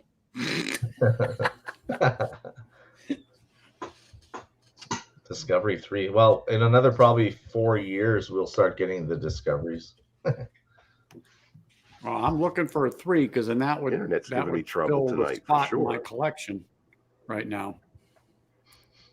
But I think only one I've ever There it bought is goes. 5. I'm back. You're back. What are you on dial-up? No. Well, I'm on yeah, he Wi-Fi. has AOL. Oh, you're on Wi-Fi. Right. Oh, you're not. No, I He think still I has AOL. Don't let him fool you. I know I where may, he lives. I may run a line. I usually don't have any issues at all. You get any weather? Here, no. Well, it got cold. It was warm all week, and then had a front come through last night. It pissed down rain all day yesterday, and now it's about 30 degrees, but no snow yet. All I know is I was running Wi-Fi on my computer here for years, Yeah. and then when my son moved, all I did, I ran a wire from the router up to his room for his Xbox. I went and took that wire, brought it here, and plugged it right into this. Holy, I went from 60 megabits to 490 or something megabits now. So Yeah. it's like, Yeah. I saw this thing the other day on quick fixes on how to boost that up, but I, of course, by now forgot how to do it, so I'm gonna have to go back and look at it. But typically, I don't have any problems. I did have, like, when COVID first hit, working from home, and so was everybody else in the neighborhood. I was having issues and had the hardwire then. But probably halfway through 2020, I didn't have any issues, and now, but I've noticed a couple times over the last week or two that I've been having some issues. So I may just, because my boy has a big time gaming computer, so he's got the line running straight into it, but there's another outlet for that I could just run through the floor down here, and I might do that. yeah. Yeah, Have the you best thing all- to do Go ahead. is that, because you'll get the full use out of your router when you plug Sure. it right into the back like that. Well, I'm And you getting have ready to, I'm getting ready to dump a portion of Comcast anyway, because they're just robbing me blind. Between cell phones and cable, I'm paying over $500 a month. Oh, it's ridiculous. And I don't use my home phone. My mother calls the home phone, and one of my wife's friends. Other than that, I don't. Or the school calls it, but we could switch that stuff up. But the guy that I'm training showed me a little trick with the phone, because they're changing our phone plans. Well, I'm grandfathered in, but anybody new, they give you a stipend for your phone, and you have to use your phone. But there's a Google app that you just create the number, forward it to this phone, you get the text, the voicemail, the whole deal, and the company's giving you $75. Oh wow. So I may look It's a into that. no-brainer. And just take that old number and forward it. Which one's I that? think I'm Just gonna the go down this rendezvous, or road. is that a Yeah, finished? rendezvous. Okay. Because I'm getting for some reason with that Rebel, I'm getting a little hint of mint, and I thought, well, let's keep that going. And There's a guy picked that up, Rob and Anthony, the other day at B&B, and he called it the Rendivorous Rye. And I said, It shit, is. man. I said, just go ahead and get 2 of them. yeah, Right. just get to it. What do those run out there? I think they're $59 here. Yeah, I they're have like one. 69 here. Yeah, I would I say have 69. the old label, and it's good stuff. I really like it, but I don't know if I really like it at that whatever I paid. It's $69 for it. That's a good price. There's Mike Stahl. Mike Stahl. The stall. Mike sent me a good Hey, one, Mike. but I'm saving it for I If think it's the Sun. I think it's If he's Sunday not dressed after as Santa Christmas. Claus tonight, I'm gonna be pissed. What's that? If Mike's not dressed up as Santa Claus tonight, I'm gonna be pissed. Yeah. I'm not sure if I'm making it to Live Wire. We'll see. Well, you know Maybe what? for a minute. I'm going to go to the Fusion 4, because I haven't really had a rye. So I'm going to stick with that and go to the Fusion 4 here. Since I've got it close. I've got it close. Disco 3. Yeah. I have the Let's give 5 and the Fusion 6. 4. Oh, Mike's just not dressed. He's even better. Nice.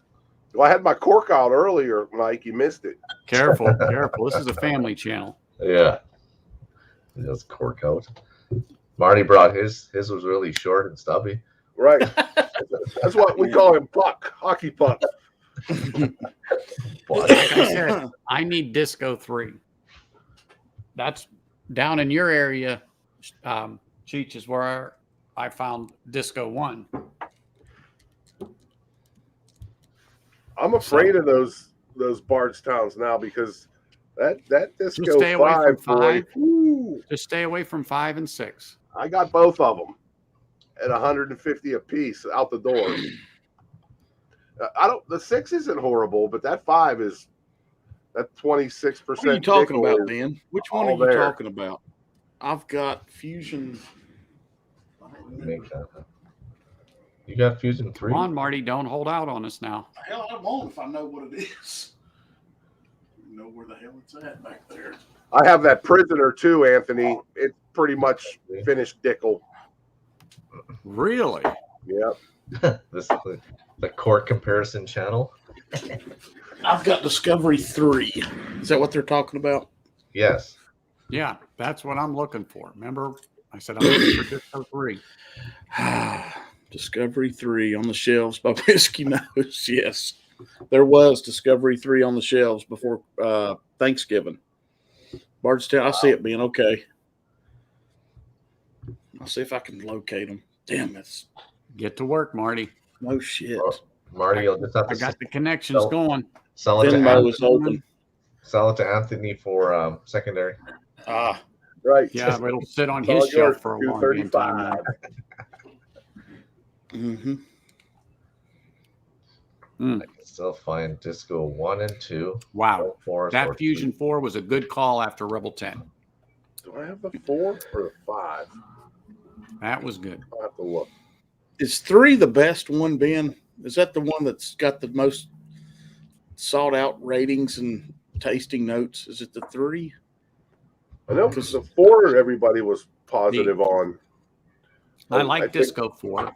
I've got that. I like Disco 2, and I just recently got Disco 1, and that's great. Disco 5 was sheer disappointment. I will revisit it to see if time in the bottle and let it open up for a few months help, but you can't get rid of that Dickel juice and that mineral note. You're just not going to do it. I don't know. I'll have to go back to that 5. I don't think I minded it, but it is definitely Tennessee whiskey forward. But maybe I'll have one of those next. We'll see. Yeah, check it out, Christian. Let me know which ones they are. Text me tomorrow. Maybe Oh, we can yeah, Chris, we need maybe to we know can- that because we can 3 pick is those behind up me. for these guys Uh-oh. for sure. Little sexual chocolate. Kicking myself for sleeping on that. I haven't heard a bad thing about it. Hey, Bourbon, I hear 2's a real hitter.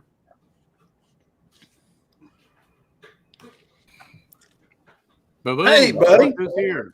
There you Hey, Hey, how you feeling, man? I'm better. Well, this is the first time since I did your show that I'm actually back up and drinking whiskey again. It's been a long time, so it's long time coming, man. What'd So you you get, a say virus after or his something? show, it just took you out? Yeah. No, I so- mean, that's Long story short, our company decided that it was highly suggested to stay employed. You get your third shot, so I got to keep food at the table. Made sure to do it, and I got to tell you, I got crushed the next 2 days. I felt like every bone in my body was just done, and I think I caught something while my immune system was down because it ended up wasn't COVID, but I got really bad sinusitis. Was out for about 5-6 days.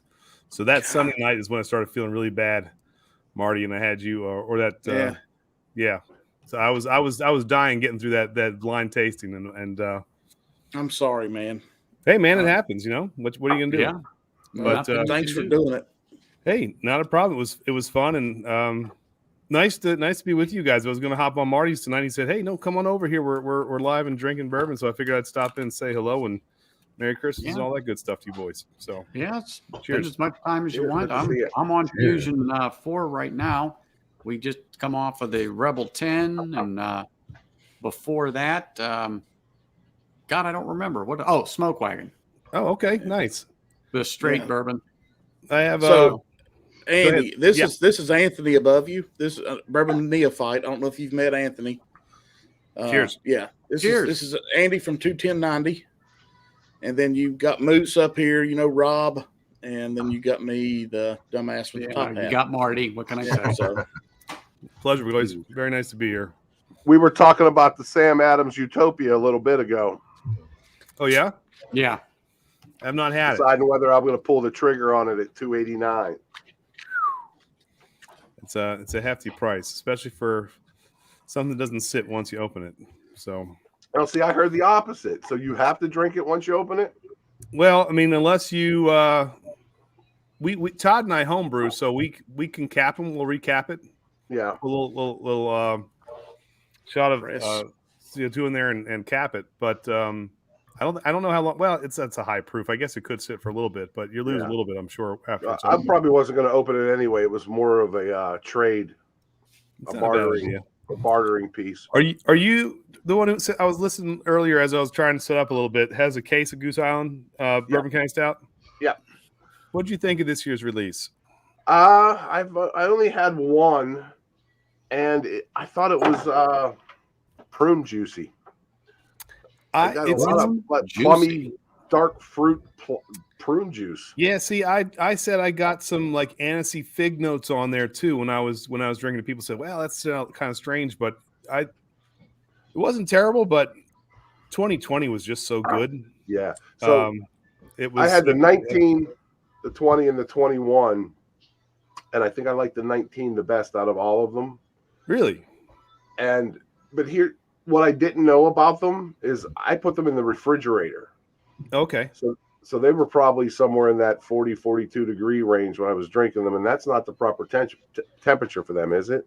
To drink? No, we usually I mean, if you chill them, you want to at least let them sit out for about 15, 20 minutes and try and pull them up closer a little bit to room temp. We did which was borderline suicidal, but a hell of a lot of fun. We did an 11-year vert where we did all the bases from 2010 all the way to 2020. I watched it. Yeah, it was a bit goofy, but yeah, I was blown away by how that 11-year-old 2010 held up and was the favorite one that we had of the entire lot. It was just absolutely, because my favorite's always been the 17. I thought it was really good, but that 2010 was just, and I'll never see it again, but absolutely gorgeous. So it was fun. But those things, they age well, which is neat. So, Hey. and are you the one going to Western Maryland too? Yes. Hopefully, hopefully tomorrow. We'll see. I'm in Baltimore, but I'm up for work, so I actually pulled into Deep Creek tonight. Oh, I'll be driving right by. Yeah, so I stopped to see what they had, and I picked up it was funny because I couldn't get the vibe you guys were Dickel haters or not. But Marty's not. They got this collaboration with Leopold, this collaboration of the two Rise of 3-chamber, which I figured, I mean, what the hell, pick it up to see how it was, just for something. It's not bad. It's actually a nice little sipper. It's not What bad. about the Dickel minerality? It doesn't feel, and maybe it's the combination of the 3-chamber in there, but those overwhelming, marshmallowy notes and mineral notes and stuff like that don't feel like they're shining as much on this. Plus, this is a Dickel rye, which is not. It's a little. Do you remember was it expensive, Andy? MSRP on this is supposed to be, I think, 110. I paid 120, so I wasn't. It didn't kill me that bad to go 10 over. Yeah. Is that Bardstown you're holding up? That's Prisoner, isn't it? That's the Prisoner. Hold that up again. Okay. And it's pretty much Dickel. Finished Dickel. Bardstown sent us the 6. We had the 5. The 5 was not my favorite, but Bourbon. What's Ben saying? Well, he's saying two things. One about Marty and then one about Dickel. Oh, yep. Dickel Rise MGP. yeah, I wasn't sure because they said this was supposed to be their column still, that they did this. I didn't know if this was their own or not because I know they usually Hold that. Can you hold that bottle up, Andy? Yeah, man. Let me see. Sorry if that light's kind of getting in No, that's how I get to. No, we got it. I just wanted to see. Leopold Brothers. there. Yep. It's actually nice little sipper, to be honest with you. It's not. I mean, the bottle won't last. It's one you can share with your friends and not offend them. So it's not bad. Yeah. Hey, that's all that counts. Yep. And If then you like it, you like it. I brought a bunch. It must be MGP night because I brought just a couple things. That's good. I love this, which is crazy, but I adore this. I love Traverse City. That's bottled in Michigan, isn't it? Yeah. And so I got that. I don't know if you guys have had the Nashville Barrel. Yeah, man. Some of their stuff there. No, I've heard about it. And I've never tried this. Haven't even opened it. Maybe I'll open this with you guys tonight. This is the Rocktown Single Barrel. I've seen that one. This is the What's Arkansas. the proof on that? Arkansas. The proof on this is 55.73. So it's a nice good. little proof on that. Good. I've never tried it before. I mean, Arkansas whiskey. What could be better, right? So we'll give it a shot. At least it's Does that 100 Leopold Andy say Indiana or Tennessee on it? Ben's asking. It may not. I don't know. My eyes are so bad right now, Marty. I'm sure, man. You're just lucky to be awake. Well, you know what, Whiskey Food Dude, I agree with you, but I have one Dickel. It's a bottled and bond 2008, and I was talking to Marty earlier on that. It's phenomenal. It is just like fruit punch. I don't get any of that Flintstone vitamin type stuff that people talk about. It's a good pour, and I'm halfway through the bottle. I mean, I've had it a while, but it's still a good pour. Now, I've tried, I think it's the 2011 bottling, and that's crap. But the 2008, the one I got, man, it's good. It's good when it comes to Dickel. So getting back to that, when I bought the Discovery 5, even though I heard try before you buy, I'm like, taste is subjective. And I loved every Discovery one that has come out prior to that. And a friend of mine that works in a bottle shop didn't even have it on the shelf, saw my wife and I come in, handed us a bottle, and we immediately just took it right to the checkout and took off. I mean, it wasn't even on the shelf. Nobody knew it was there other than him and a few other people. And yuck. So now the 6, I'm definitely got to get a sample before I go to that. But I'm definitely looking for the Fusion 6. But I'm not going to buy the Discovery 6 until I've had a decent sample and I've had some time to taste it, you know? For what it's worth, we'll give you our opinion. They Bardstown sent us their distillates and maturate series. They sent us the 6, the Discovery and the Fusion. We haven't reviewed it yet. We just had the White Dog. That was all we kind of sipped on for a little bit just to see what that was like before they did their 3-year maturate. But the 5s were not as good as the 4s when they sent us those. So we'll see how the 6 is, but we'll let you know. We're gonna hopefully crack it soon. I don't mind the 6. Definitely want to know. I can send you a sample of the 6, Anthony, if you want it. And by the way, your Christmas and New Year's should be there Wednesday or Thursday. Well, hey, when you stop by, ring the bell this time, and I'll come out and say hello. You know me. Yeah, I know. You just drop it in the drop things mailbox off and and you take on. Yeah. I mean, come on. I'm Yeah, going to give you something to take back to my mother. You know, come on. Yeah, Rob, I'm stopping by tomorrow, but I know you're gone, so I'll come on in. Just come through the garage. It's open. Okay. Run a load of laundry while you're here. You can drink whatever you want.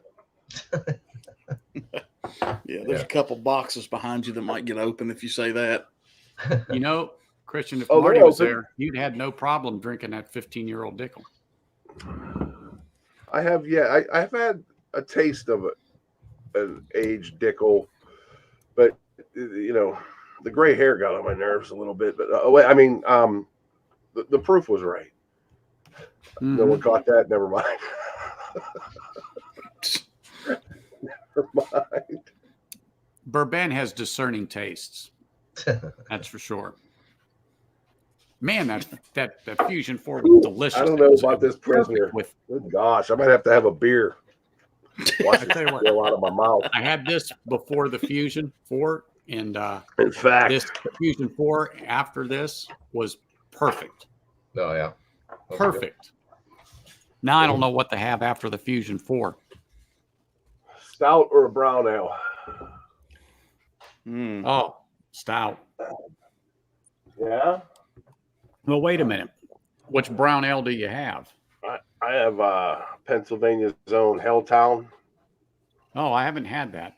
It's good stuff, man. I had it in a restaurant a couple weeks ago on tap, and Ojason had that, I think, last week. It holds up, but they have a bunch of IPAs. I'm not a huge IPA fan. There are a few that I like that I can't name at the moment, but I wish I had a glass to pour this in. Rob's talking about his stouts, and he breaks out a Coors Light or a Pabst Blue Ribbon. Hey, I'm not above a PBR once in a while. We were at a store today, and they had PBR wrapping paper for Christmas. Oh, there you go. I bought 2 rolls. That's awesome. Jenny goes, "Is that if all I have had?" a glass, so I can be civilized here. What was it? What Pabst did that? What's it called? Not moonshine. The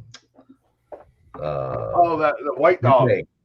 Yeah, they did. That's when Shelf Turds did there back in the winter or back in the summer or something. How horrible it was. I don't know. I wonder whose it was, or did they actually distill it? Who knows? Didn't Coors Light just come out with a new whiskey? Oh, yeah. Coors, I think. Oh, Coors, yeah. Yeah. Coors did. I just can't think of Big Vic. I can't remember the name. And What's someone up, Vic? saw a review that said it was decent, believe it or not. Which I'm drinking beer and overaged Dickel. There you go, Vic. Or overpriced Dickel, Big Vic. That's what we got, Vic. what you said you got the 15-year Dickel. What's the proof on that? No, it's pretty hot, I think. I'll be a man to the head. I fucked that all up. We got the 15-year here in Maryland. It was the 86 proof. It was terrible. We did 52.3. See, that's I think Dickel needs a higher proof. Exactly. Colorado distillery that just got bought out today by a cannabis company. I can't think who it was. Hey, David, cheers, man. Thanks. I'm on the mend, brother. Thank you.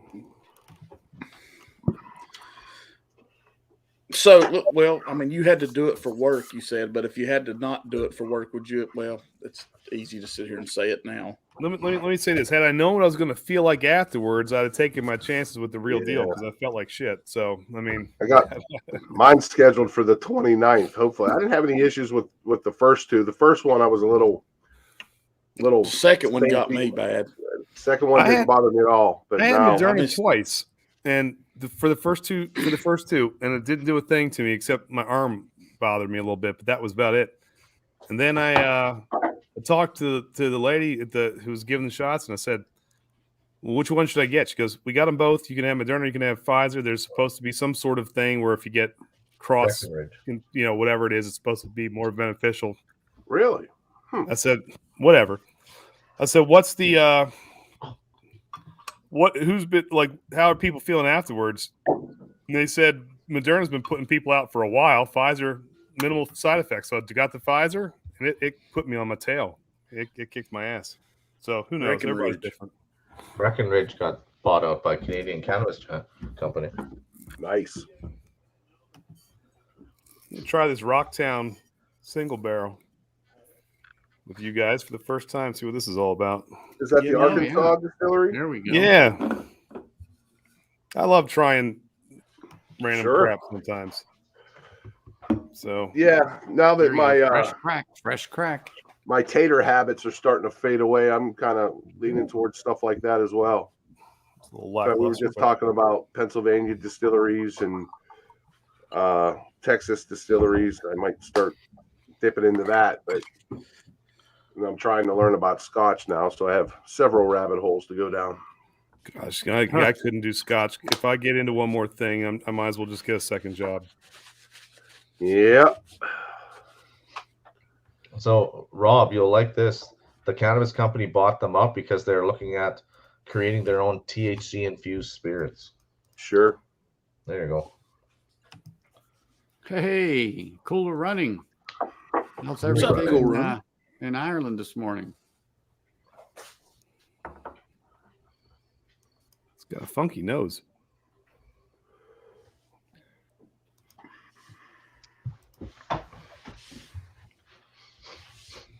Cool running. Oversized Dickel. Dude.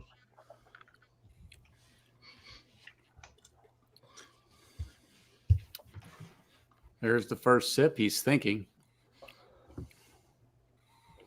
I'm hoping the second sip's a little better. I think we all say that on a neck pour.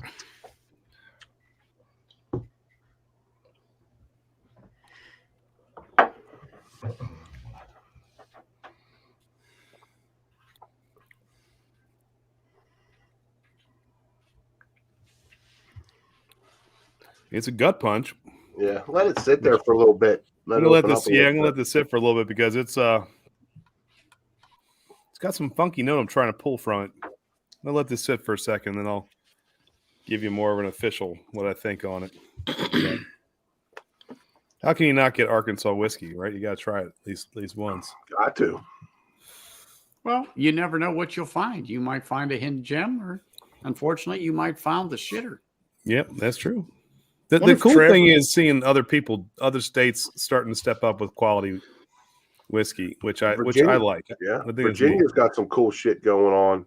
I was at the Catoctin Creek Distillery, but unfortunately, so I went there. It was, I don't know, it was before lunch. So it was my first pour. When they poured the flights, they put them in shot glasses, and they had a million Glencairns, or well, that's a Kenzie, but anyway, and so you couldn't really get the nosing experience or the so Yeah. And I was there because I hear really good things about their barrel proof rye. Yeah, and it's expensive. I mean, I think it was right around the $90 or more. That's that Roundhouse rye. Yeah, and I just couldn't get a good feel on it, so I didn't buy it. Luckily, I have a buddy that lives right down the road, but down the road from there, we went to Flying Ace Distillery. Now, they've only been open a year, so I don't know whose distill it is, but man, that shit is outstanding. It's peanut brittle, caramel, little apple, and dark fruits, and it's got to be young, but it's very, very good. And I think it's 116 proof or 112 proof, $60 at the distillery. It's got a cap, not a cork, but I'm anxious to see. It's right out of Lovettsville, Virginia. But man, is that stuff good. And I'm looking forward to seeing what they're going to do in a couple years. And again, I don't know if they're sourcing. Now, they have a distillery on site. It's right there in plain view. You can see it when you go into their little bar area. But so I don't know if maybe they were making some runs for a couple years before they open, because they have a brewery there too. And but I'm anxious to see what that looks like in a couple years, because whatever that is for $60 is outstanding. And I can't imagine that it doesn't have a real like an MGP profile, but I'm not sure what it is. That's what I like about some of these hidden gems. In downtown Richmond, there's a little distillery, Reservoir, which is actually got some really good juice. That if you live in the Mid-Atlantic, you might be able to find some of it. They have a rye, Hunter and Scott, which is really nice. Which popped in there one day and ended up buying a bottle. Loved it. I had to check them out. I like that bottle. Yeah, that's cool. That's just a cap, isn't it? Yep. Okay. So I can apparently link their it. grandfather was a airman. So that's the whole theme of the distillery. And does that say, where's my glasses at here? Does that say Virginia born on there? So there's no age statement.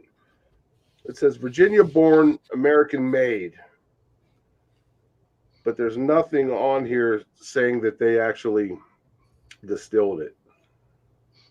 Just a blended bourbon bottled on our farm. Okay, so they got it from elsewhere.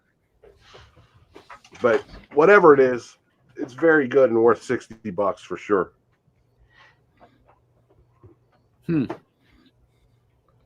Yeah, I'd want to know where that's actually distilled at, or where they're getting their distillate from. But I would go by your opinion. If you said it's a good buy at $60, then if I saw it, yep, I would I'd pick it up. Yeah, I don't know if they're out in it. They may be in the ABC stores in Virginia. I'm not sure. I spent a bunch of time in Short Pump in Richmond area last year and never saw any of it. But I have a friend in Lovettsville, so I'm down there a good bit. And I think when I swing back, I'm either gonna have him grab me that Catoctin Creek rye and ship it, or I'm gonna grab it when I'm down there. But like I said, I wish they'd do just a little bit better job in the tasting area there, instead of giving you the shot glasses, to give you a glass, because I think it would have been a whole different experience. All right. Well, It's a little bitter sitting just for a second.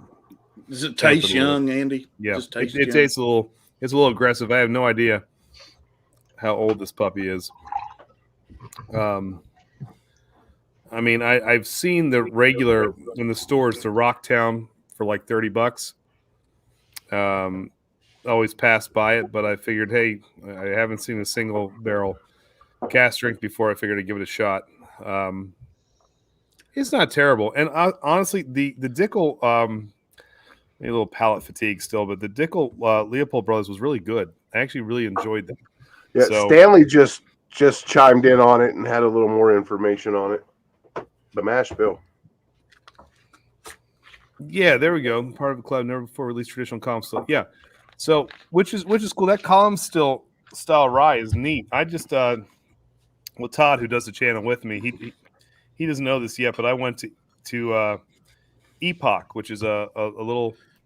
Well, I'm sorry, Baltimore Spirits has a rye that they do with the open pot column pot still, which is really cool, and it's 100% rye, all from the eastern shore of Maryland, and I think the bourbon, not the Junkies. Who's the guy with the long beard?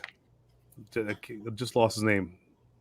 With the beard and the two guys are really good. The one's the sommelier. oh, Whiskey Tribe. Whiskey Tribe. Thank you. Sorry, I had to think myself. Yeah. Said probably the best 2-year rye he's had. And I was like, you gotta be kidding me. We went and we tried it, and it's delicious. It's really, really good. They've been doing their own stuff now for a while. So they had a 4-year. I just got him. I told him to open it on the channel. He doesn't know what's coming.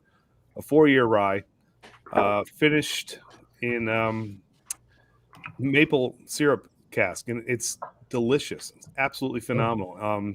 But some really cool stuff coming out of, like I said, local stuff that you wouldn't see. But they have that open column pot still, which is dangerous because you can lose a lot. It's easily infected too if you're not careful. So they've been doing their ryes that way, and it's really, really good. So you never know where you find these hidden gems. Rocktown may not be one of them, but you roll the dice, take a shot every now and then, and see what you come up with. Exactly.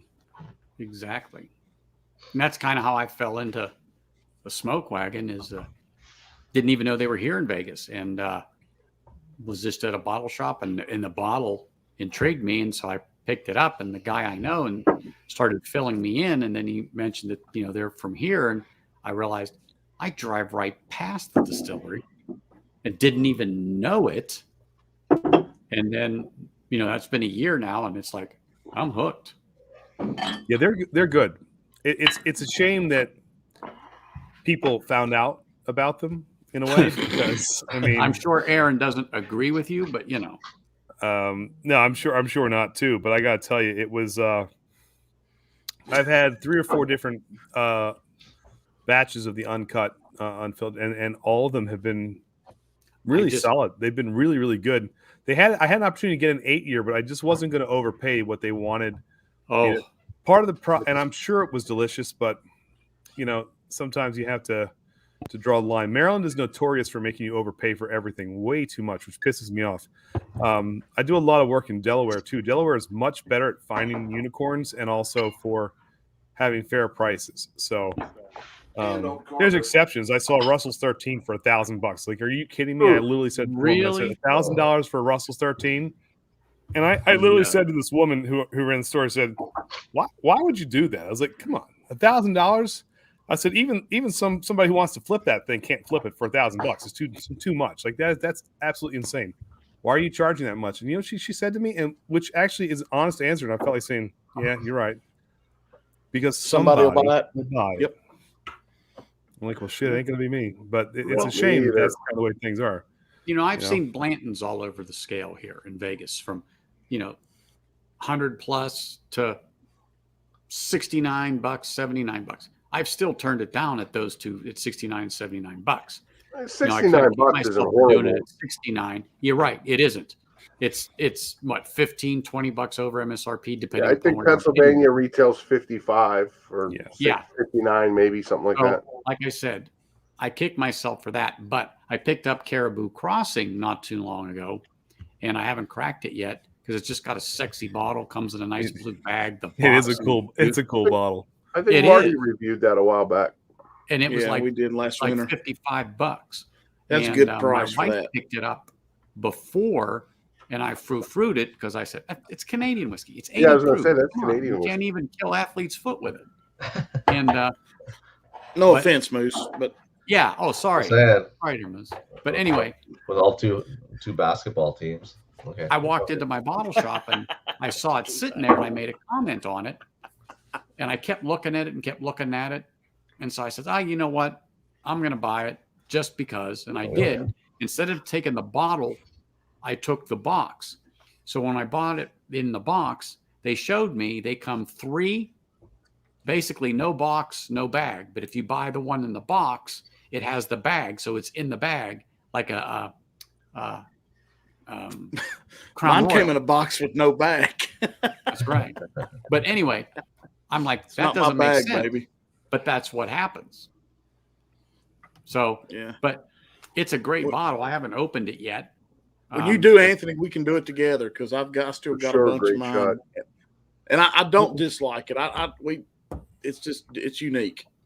It's unique, and again, it's Canadian Blantons, is what everybody tells me, and it's just that it's 80 proof, and I'm not knocking 80 proof, but to me, 80 proof just doesn't pack the flavor or anything that just a simple 100 and above does. Yeah, but see, Now, in Canada, the lettering on it, you only have to spell A, E-H. That 92 proof on the straight bourbon for Smoke Wagon is just phenomenal at 92 proof. I agree. That's a great pour. And you know what? I think it's something like a Woodenville at 90 proof, which is a nice sipper. Like, there's certain, but the 80 proof is tough for me because it's just a little too soft. It just doesn't compare to a Woodenville, here at 120. 117, yeah. Night and day. Oh yeah, I agree, but I'll take that's a great bottle. That's a great bottle. Yeah, it's a store pick, and since you twisted my arm, I'd buy the worst whiskey on the shelf that had a picture of Elizabeth Hurley on it. So that's fine. Let me get that a little closer for you. That is my bag, baby. Yeah, but now that you said that, I'll open this. But yeah, you just can't compare it to me. When you get something that's north of 100, it really brings it out. And one that I had and I reviewed was Templeton. Templeton has a 12-year rye, and I got a sample of it a couple of weeks ago, and I actually got to talk to somebody from it. and it is made in Canada, but brought down to Oregon and then cut with glacier water to proof. Then it's bottled, of course, and then distributed. And I tried it. I was pretty impressed for an 80 proof because it really had some great rye spice. And it was a 12-year-old juice. And so I got a little more than the thimble, so he gave me another one, and I got a little more of it. And I'm like, okay, it's promising. And I liked it. So I saw it on the shelf for $44 here, and I picked it up. So I really had a chance to sit with it, drink some. I still think it's good. It has its place on my bar. I can't say I'll buy the backup for it, but I think it'd be good in a mixer. And one of the things I'm going to do is I'll make a toddy out of it. But if that thing was just 90 or above, I think it would be magnificent. And they make another one. I think it's a 20-year, and I think it's called Midnight or Dark Night. Sorry, you'll have to look it up. But basically, it's still 80 proof. And but I'm told there are people that come in here and specifically look for that, and it's north of 100. Well, I'm sorry. Again, sorry, not picking on Canada, but come on. And it's not them because it comes down here at like 130, Like and they nobody else cut it picked down. At least Yeah, you I'm said surprised sorry. they make anything that high up there. Well, as long as you said sorry first, we're good. Yeah, Sorry. exactly. I know the route. Sorry. I know protocol. Yeah.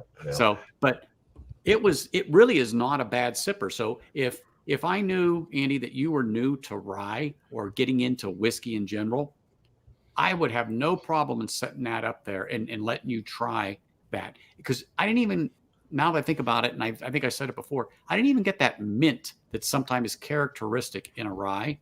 I didn't get that. But it was just a good sipper. And I give him credit for that. It's a good sipper. Something that you could sit back, start off with. But for me, I have to kick it up a few notches. Yeah, I agree. Because I couldn't live there. Like I can continually sip on the Fusion 4. I can continually slip on the Rebel 10. Of course, that's 100. But that one, I can't honestly say that on that 12-year, on that, I said Templeton. It's Pendleton. Sorry. God, I always say that. It's Pendleton. It's Pendleton 12-year rye. I can't say I would grab the second glass. I'd have to go somewhere else. The 12-year Canadian rye is young. Apparently so. Well, we've got 20s, 30s, 44s. Well, why don't you send it down here in something more than 80 proof? Because I don't want us to be seen buying Canadian whiskey. Right. I did get the Alberta Premium. I got That's outstanding. I've got 2 bottles of that. The first one I found on vacation when I was in North Carolina this year, and that bottle did not last the first part of the week. It was tasty, and that was. They must not have intended me to ever open this bottle, but I haven't got this year's batch. Take care of that. We only had the opportunity to buy the cask strength about 2 months ago. Wow. In Canada. The American got it first. Oh, really? Of course. It's a great pour. It's a great pour, and honestly, for the right price, because Carolina is again better. Some states are just better than others. Had it at MSRP. I'm trying to remember what exactly I paid for, but I know I looked it up and I paid right around MSRP for it, which is great. I went back and got another one. It was really good because you see them on something like My Beer Collectibles or other trading sites going for outrageous amounts of money. So great sipper, really, really good. And I hadn't bought a Canadian whiskey since it's been a couple of years. I think one of the first ones we started drinking whiskey was Lot 9. Marty. Lot 9, is that one of the Lot 40? Lot 40, that's it. Lot 40, on, that's Marty. it. Yeah. Let me get that up there. Holy massive. That's batch 15, one of the new ones. But yeah, I Canadian rye. I shouldn't shit on it so much. It's just it just seems like everything's like 100% rye up here, and then I drink American rye and it's totally different. Like I like it's, I don't know, the more sweetness. There's spice to it. Don't get me wrong. It depends on the style of American rye. I mean, because rye whiskey started really. There was a time when rye whiskey was bigger than bourbon in America. Yeah. Oh yeah. And being from Maryland and Pennsylvania were two of the biggest rye producers, but Pennsylvania was much more of that 100% rye, that Monongahela style, which was very different Ooh. than Maryland, which And was you just can we're pronounce littered with Monongahela. corn Mhm. here, so we had very sweet ryes because we would Yeah. put in the minimum of that. Think Pikesville, right? That used to Yeah. be right around the corner here from where I live. 51% rye, but then you've got a lot of corn in there, and it sweetens it up. And I do like those sweet ryes. I think the sweet ryes are beautiful. So if I have a choice between a Dad's Hat or a Pikesville, I'm going Pikesville. That's my cup of tea. But it's not to say it's Yeah. I So mean, early, against earlier- Hey, Ben, if you're paying $1.50 for Blanton's, I got 5 for you, and I'll buy 5 get 1 free, buddy. You're referring to So, Great like- Shot. yeah, I have that. The only lot 40. Well, I have 2 lot 40s. You have the rye and I'm sure the you're not. Talent, right? But I got to get going here, Anthony. All right. I get up at 4, so Yeah, I understand. I do too tomorrow. yeah. Great to see you, Alex.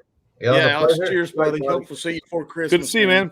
Yeah, it was nice being on with the better half of 21090 tonight. It was nice. I wish I had that on camera. I love it. Thank you, Hey, man. just go back and replay this for him. Yeah, I might have to do that.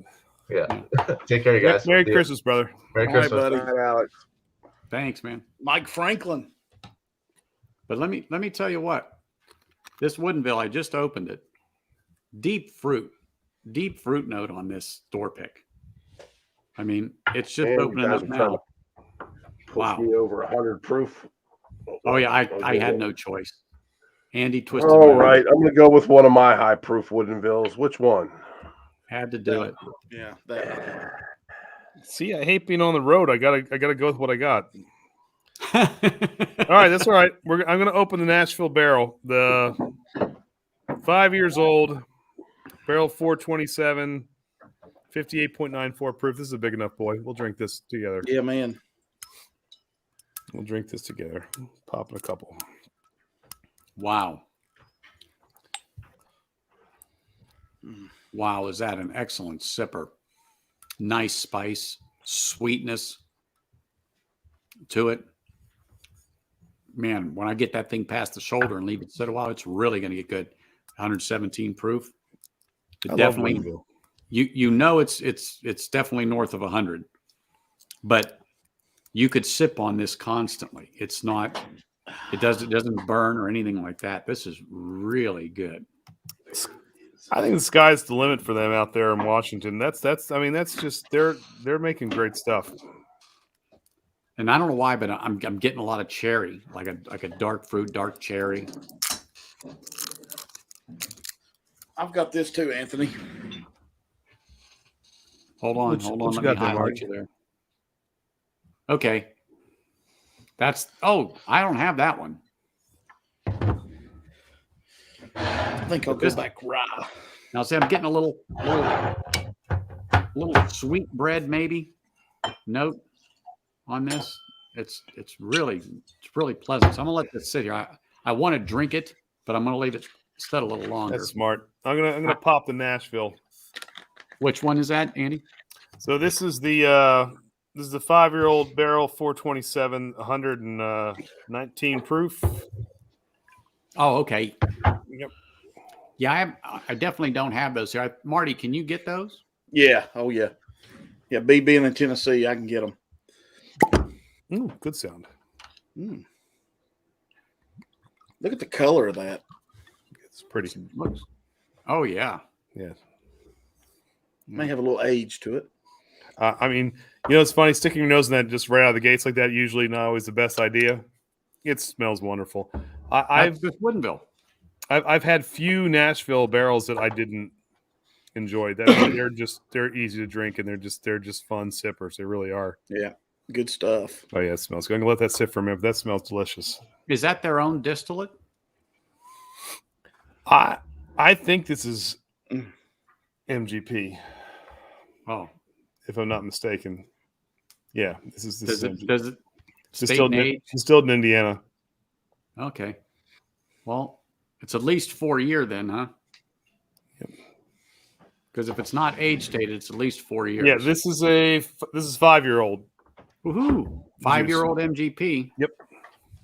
Not too Yeah, bad. it's funny. We had Mark and Sherry Carter on, and guilty pleasure. Like Todd and I say we'll overpay a little bit for Old Carter because their juice is good. I think their American Whiskey Batch 9 is maybe the best I've had so far. Like just absolutely silly good. And there's something about their American whiskeys are just slightly above their bourbons and their rye. But anyway, Mark and Sherry were talking about their sweet spot is, they said that 6 to 8 year range is where they really like to find their bourbons, where they find the sweet spot. Some people say it's a little bit longer, but I don't mind the youthful whiskey if it's tasty. I don't mind it. I don't mind a little aggressiveness on the whiskey. I agree. Oh yeah, I have to agree. I mean, it makes it. That's for sure.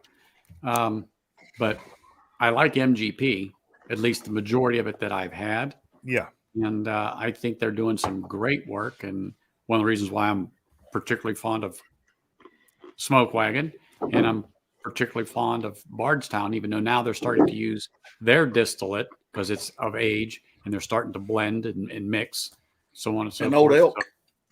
Old Elk is, yeah, Old Elk. Yeah, Old Elk is good. Yeah. I think I told you, Marty. I just saw one of their Infinity bottles. Yeah. Did you have any of their sour mash reserves this year, Marty? I've got batch 1 sour mash.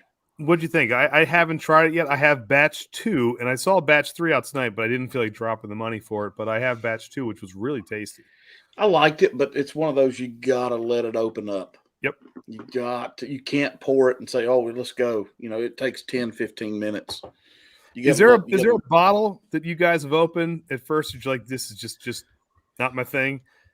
Got past the neck and a little bit more into the pour, and next thing you know, you're like, I absolutely love this. Is there a bottle that just changed quite a bit on you that you absolutely loved?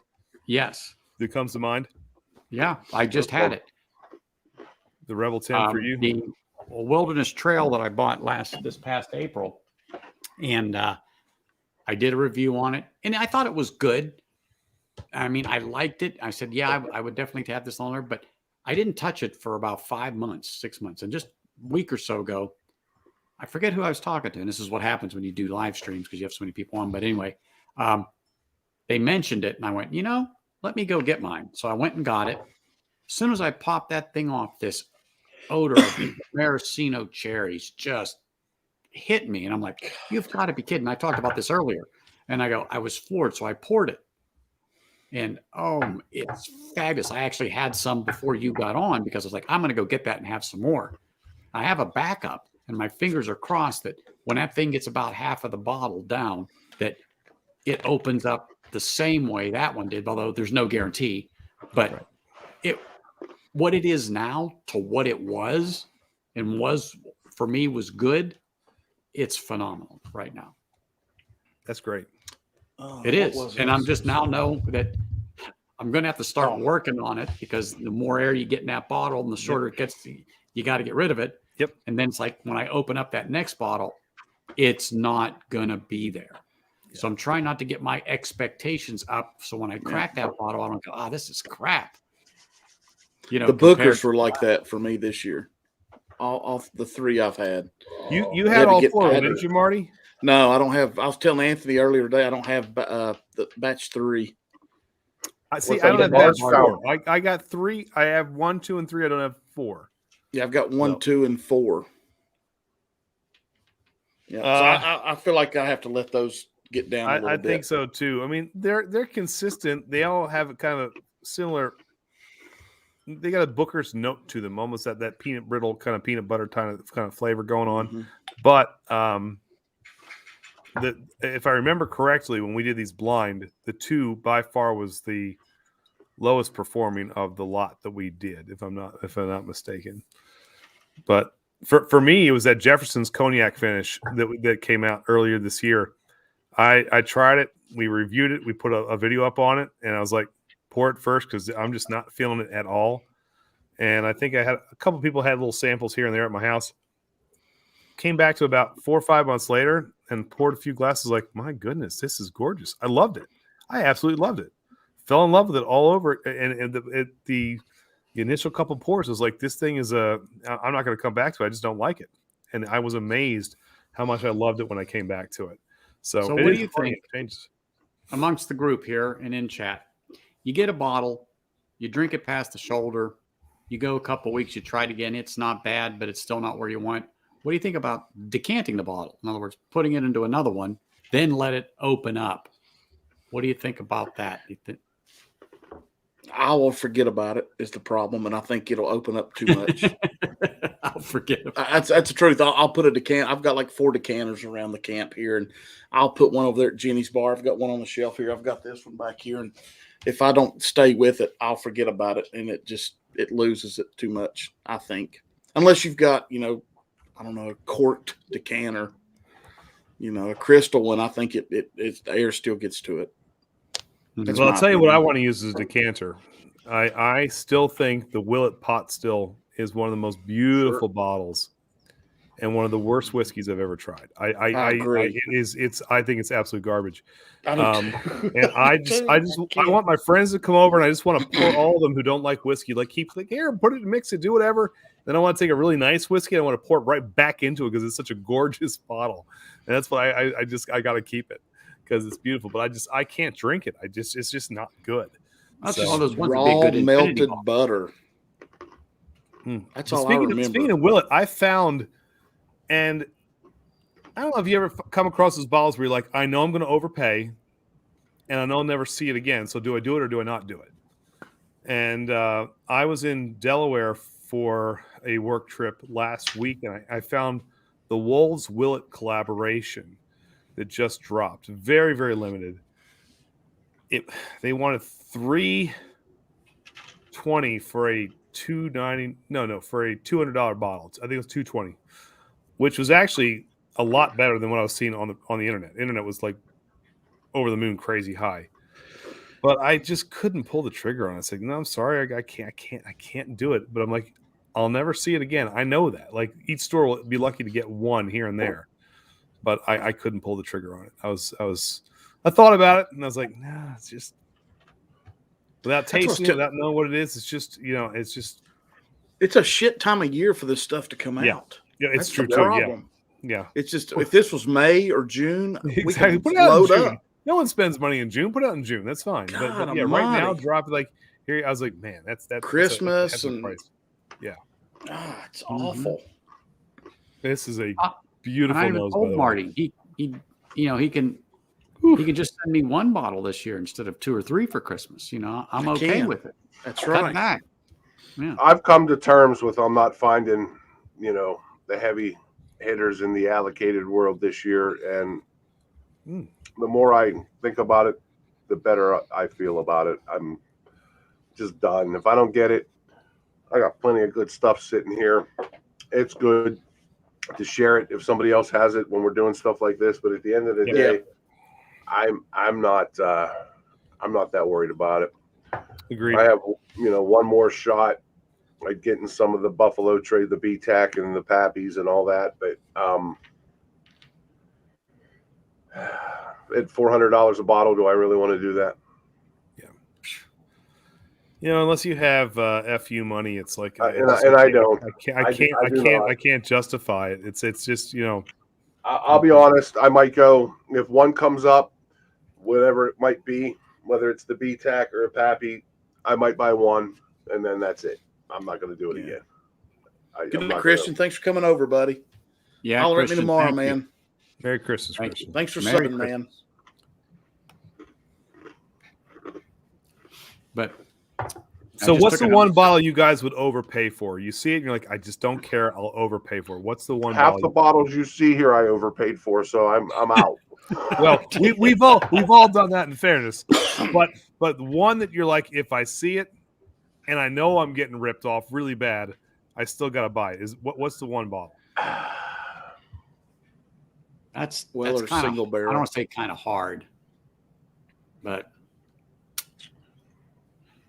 well, I'd say Weller single barrel, because that would give me the By collection. what percentage? 50%, 100%, 400%. Let's say the bottle's 200 and you see it for 400. We've all done 50% before, Yeah. so if we're starting to get up to 100 and plus % more. Like what will make you do it? I don't know. King of Kentucky. I probably say one of the Blood Oaths, like the Pack 7. I got the 6. I might really just be like, you get it in your hand and it's like, I'm not going to see this again. I'm not going to see this again. Those Blood Oaths are good, but they're, at retail at $110. They're barely worth that, Anthony. Though I would never pay 100% over for them.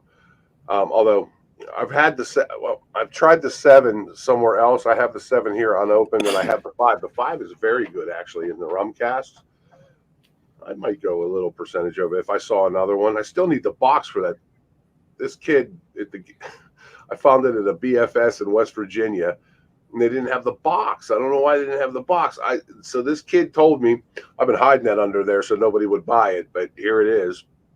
And I overpaid for it by about $40. But it's actually pretty good. But getting back to Andy's question, that's a hard one.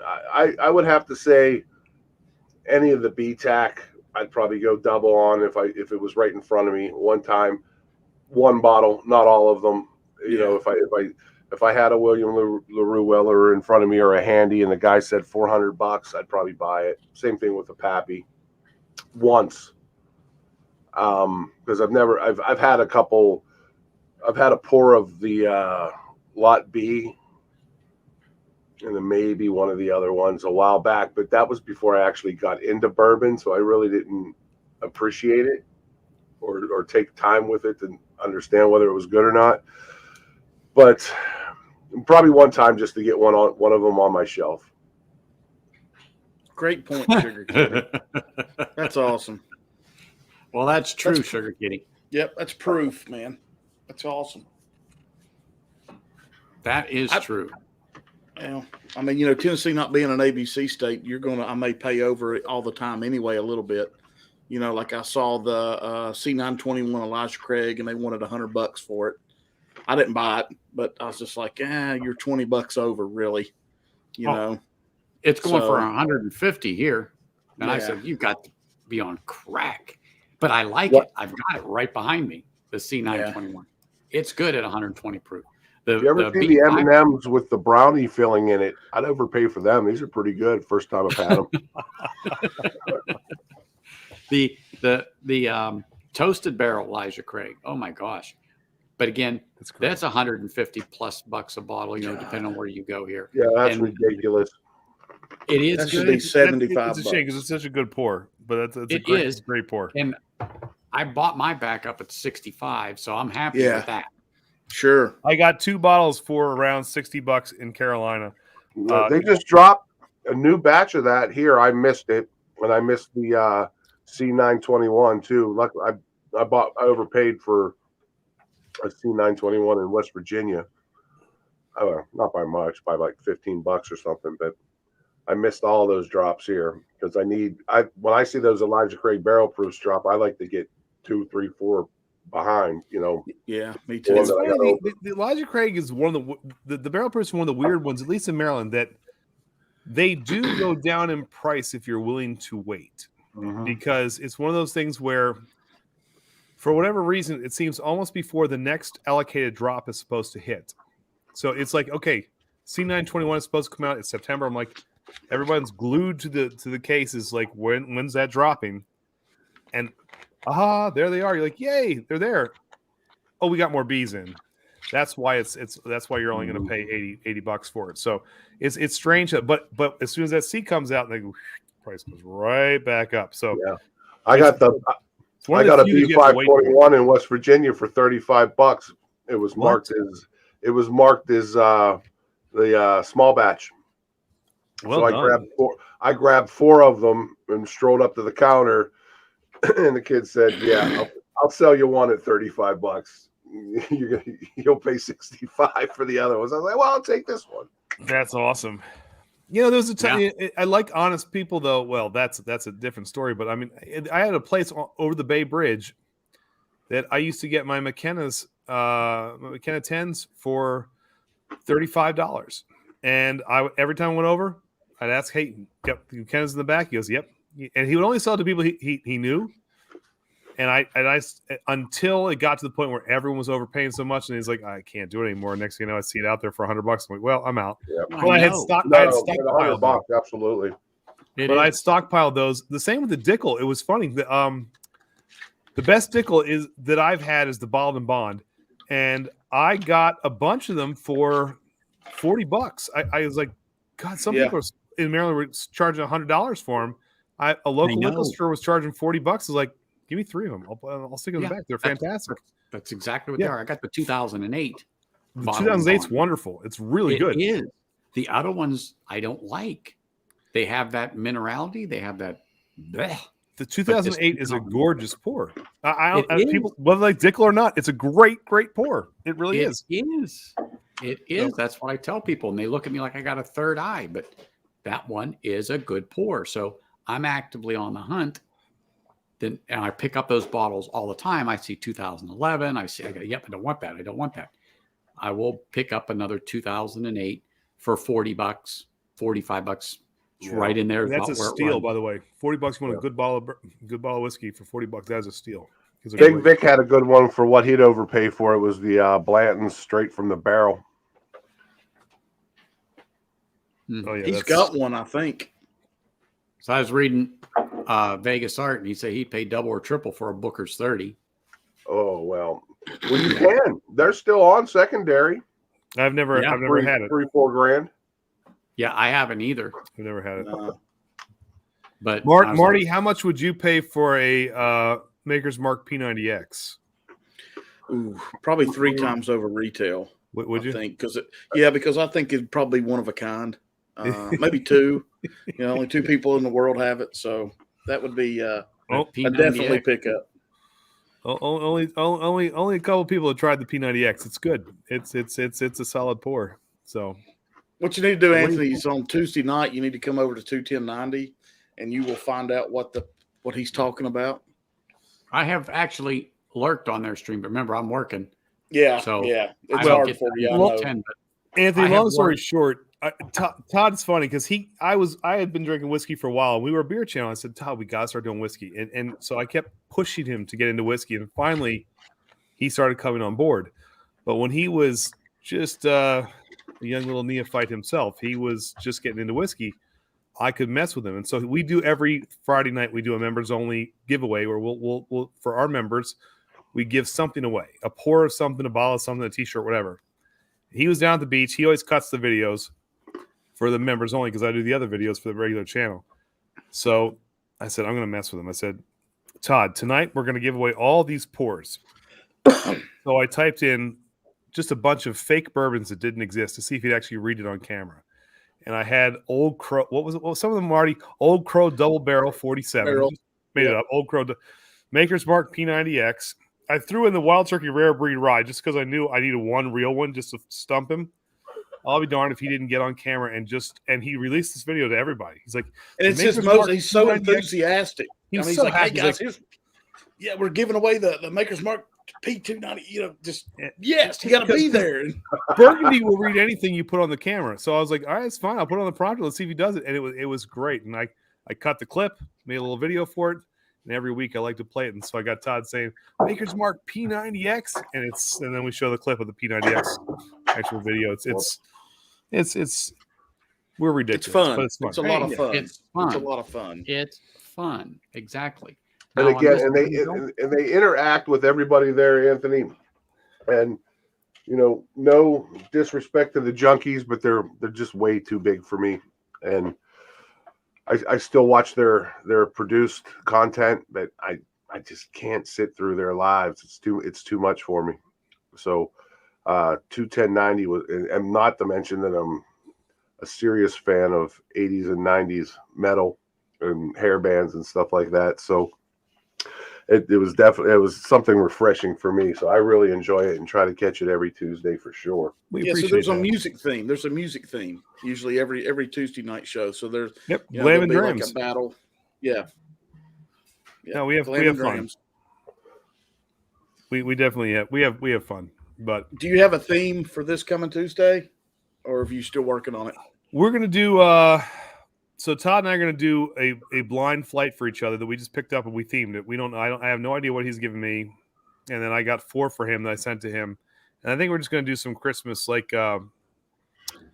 some kind of old 80s bands that did Christmas tunes and some stuff like that. Awesome. Just intertwined. Just make a little Christmas theme, and then we're giving away this week the entire lot of Bourbon County Stout lineup from 2021. So that's the big giveaway we talked. Yep, including the proprietor. So we've got every single release, including the prop. Which, by the way, if you haven't had that prop, man, is it good? Look out! It's delicious. Oh, look at these guys. Look at this. Oh. What's up, everybody? I don't know what ugly is. The shirt It's a is gun show, fellas. I am not worthy of all this like Yeah, you popular are. people You coming damn right on you are. to Bourbon Neophyte Lounge like this. I mean, come Sorry, on. Anthony. We were recording some Advent, so Oh yeah, in I the know. Christmas You know spirit, I don't miss them. ready to party, buddy. You know I don't miss them. I watched Now them I'm gonna Advent. change my shirt. No, Must be you- Eliza Craig. You comment on almost all of them, man. Oh yeah. Thank you. Hey, that's the appreciate it. purpose. Like, subscribe, comment, get the channel recognized. You know, it doesn't have to be much, like you said.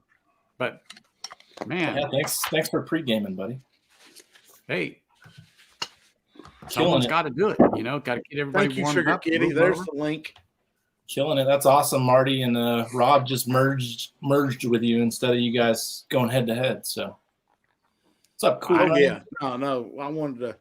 Me and Anthony talked earlier today, and I was like, "Well, hell, 30 minutes isn't enough. Let's kill it and stay here." There you go. What's up, Andy? Heck yeah. How you doing, man? What's going on, guys? How are you? Great. Living the dream. Merry Christmas to both of you. Good to see you. Yeah, you guys buddy. too. All of you guys. So, Man, Adam, we're Rob? So, Mike, can I That's reveal? good, Bill. Can I reveal the Secret Santa now, or Sure. do I have to Do wait? it. Do it.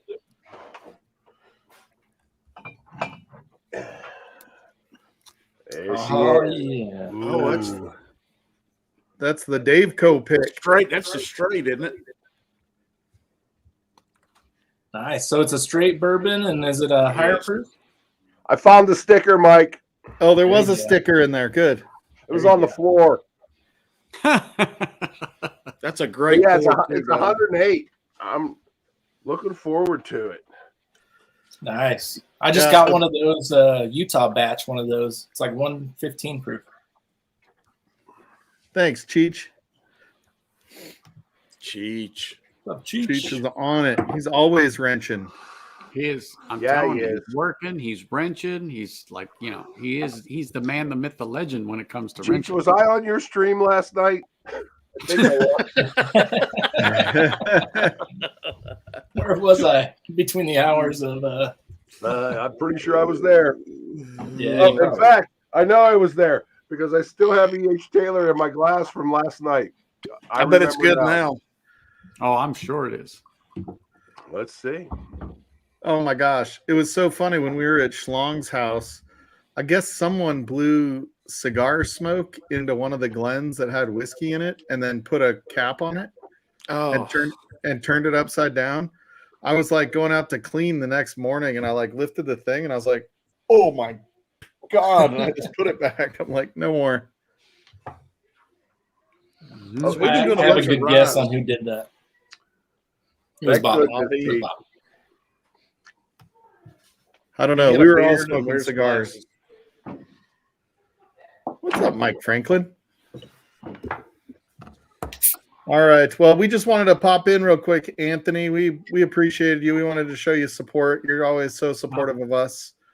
Yeah, we know you guys are getting ready to come on. We'll be popping over shortly. 'Cause Yeah. we don't. How many- Hope you can Oh. jump on, Anthony, and we'll shout out your channel. You got a fight going on tonight, right?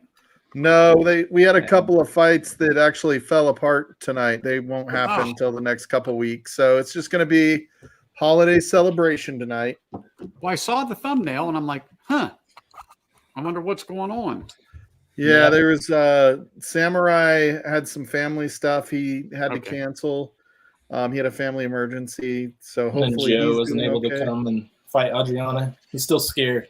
Joe's still scared. Yeah, Joe might be scared, but he was doing stuff that I think most guys can understand, where he's taking care of the wife's business. Yep. So she had some a craft show, I think, this weekend that she was working on. So he was being a supportive husband. So we're glad you got to do that kind of stuff so that the wives let us do this stuff. So, or husbands, whatever, it could be, the other way around. Y'all let me know, Livewire, when you want me to get those samples to Todd and Andy and you two for the battle. I guess For sure. Very soon. Very soon. Yes. I mean, the sooner we're bring not, them we're down, not the worthy. I better. don't know about that. We're not worthy. We'll see what happens. Yeah, sooner we can get brought to our knees, the better. Well, I'd say Andy would rather it just be him instead of Todd. Yeah. And he's like, I didn't sign up for this. What the hell? I shouldn't say that. No, Hey, I rib on Todd more than anybody. You know that, but I got to give him credit for being young into bourbon. He's got a great palate. He really does. Good, man. He's got a really, really good palate. So, got to give him nailed credit. Some of those notes. He sure did. He did a good job. So, yep. He still lost. Got all the rise. He still lost, Marty, and I was Technically, sick as a dog, and I still beat him. But technically, he was on close. paper, you won. Yeah, so you did. All right. Well, I know Livewires, they got their coming on here shortly. Couple minutes. Yeah, I'm gonna go fill my water, and then we're gonna get it rolling over there. But cheers, Anthony. Appreciate it. Yeah, see you guys. See you over there. See ya. Cheers, boys. Yeah, that was nice of them. I mean, really, it was nice of them to pop over. Like I said, I told him, I said, well, I'll warm everyone up for you. And then Marty decided to cancel his and stay on mine. And then, of course, you pop on, Andy. It's like, holy smokes, this is terrific. This is fun. This is It great. is fun.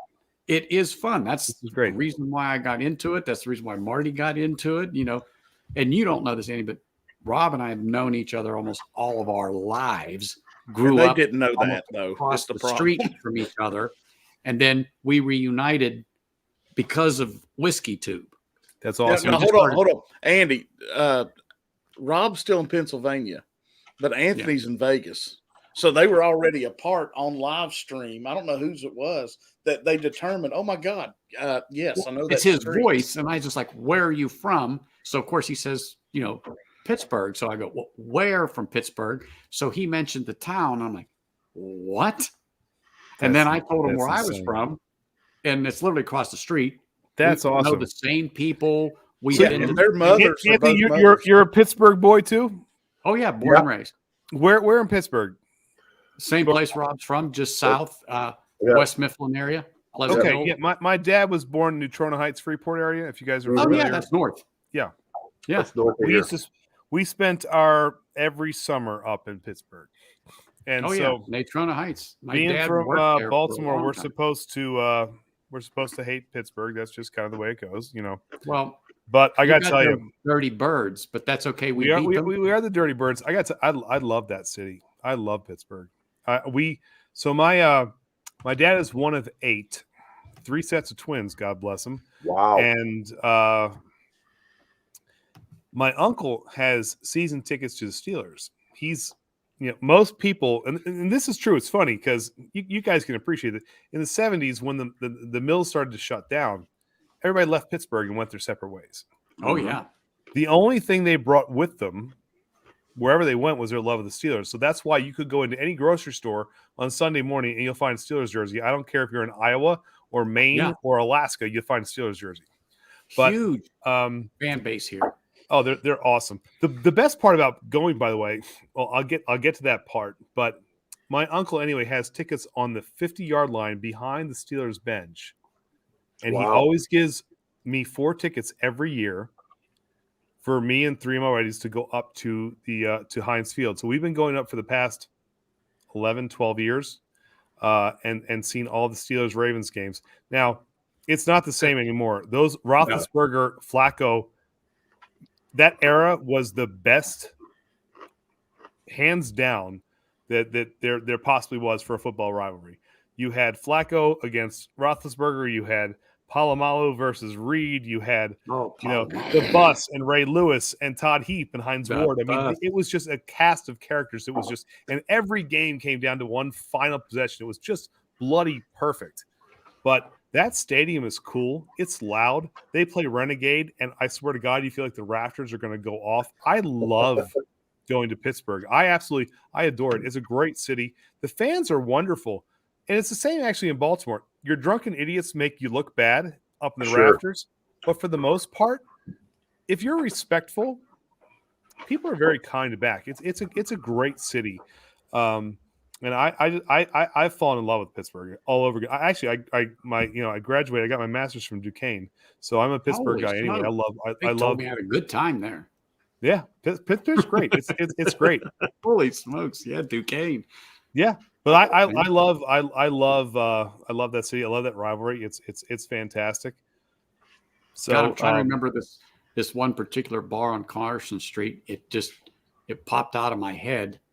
I used to go there, and then one night I had to walk back to Oakland from it, and it was cold. It was cold. Oh, I was staying at the Hilton at the Point. On the Point? Yep. Okay. Anyway, what was it called? Mario. Yes. Oh, my God. I think it was. Anyway, but I had to get back over there. I'll never forget that. And I went to YSU. Youngstown State. All right. And I was trying to remember which bridges to cross, but I went through Duquesne. I come across the bridge. There's the pedestrian walkways and stuff you got to go to, but nobody knows about them really unless you lived in there or been around that area. So I'm hauling a couple people with me. Let's go through here. And they're like, "Are you sure we should go up here?" Yes. And then we're getting out there and they're looking at me like, "What are you doing?" I go, "I'm looking for landmarks." Okay. There's the U.S. Steel building. There's this, there's that. And I'm heading towards it. And they're like, "What are you doing?" I go, "I'm navigating, getting to back to the point because you can't see. The buildings are all around you." They go, "The streets like Forbes Avenue, stuff like that." No, I don't need that. That's the thing. If you get lost in Pittsburgh, just go downhill. You'll find a river, follow it. You're good. Yeah. Let me be honest with you, though. It's a tough city to maneuver in. Oh, it definitely is. I mean, GPS, when GPS first came out, it couldn't talk fast enough to let you know what exit you were supposed to take. It would be like, much better. Turn left a half mile after you've already passed where you're supposed to go, and you always end up on Boulevard of the Allies. Boulevard of the Allies, and you turn left and like, I've already been here 3 times. Like, what the hell? That's the home of Duquesne University, so you know where you're at then. So. Big Bend Parliament. You just keep going in a circle. Well, where do I get off? The very first time we ever went to Heinz was, I think it was the Steve McNair era. This is right after Kyle Bowler got the shaft, which thank goodness he did. And he had that one miracle season where we were leaps and bounds ahead of everybody else in the AFC North. So we went up for a Cleveland Browns Pittsburgh Steelers game. It's the first time we went to Heinz before we started going like 11, 12 years for the Ravens Steelers game. And first of all, it was funny because we didn't get booed just because we were in first place and because everyone in Pittsburgh hates the Browns even more than Ravens. Everyone just they just despise the Browns. So it was great. But to this day, the coldest I've ever been in my life. I have been to some cold games. I went to the first AFC Championship that Joe led us to, where Palomalu had the pick and sealed the deal for the Steelers, and they went under the Super Bowl run. That was freezing, temperature-wise, even colder. But this particular night, Cleveland and Pittsburgh, people who were tailgating they were lighting trash cans on fire to stay warm, all out underneath the underpasses. It was insane. People would take turns turning their car on and going in shifts for like 5 minutes to get into the heat and then getting back out. It was so cold. At halftime, we were frozen solid. We said, we've got no dogs in the game. We're going back to the hotel. We're going to drink there. It was just insanely cold. That place with that wind whipping off the Three Rivers, man, can get really cold. It is wicked. But what a dynamite city. Honestly, I mean, urban renaissance happened. I remember going the days of Three Rivers Stadium and just Pittsburgh was kind of just, got to be careful. And It's not like that anymore. It's a The great city's city. alive now. Great It's city. definitely great. Awesome. Hey, city. speaking of Steelers, Marty, Tennessee, huh? 4 turnovers in the fourth. Yeah, thanks, Marty. Because Wow. we have a dumbass coach who continually goes for 2-point conversions Yeah. instead of kicking a freaking field goal. I This is couldn't 3 believe times now. Harbaugh did that, and unbelievable. I couldn't believe it. We had no business even being in the game, and he still took us out of it. I said, John, what are you doing? Please. I could not believe he did that, but we'll take that win. But quite frankly, I want to see Pittsburgh lose out. Ben's going to retire. Not that I want to see him go out on a losing note or Tomlin have his first losing season, but we need some draft picks, man. Yeah. We need some draft picks. Yeah, It you're just just comes good down to enough to money. not get what you need, which is the problem. So, Yeah. but So, look, I love Ben. I mean, what a warrior for so long. And Yeah. he's, He's done a good job. he He's has. had a good run. He's been to Super Bowls. He's won Super Bowls.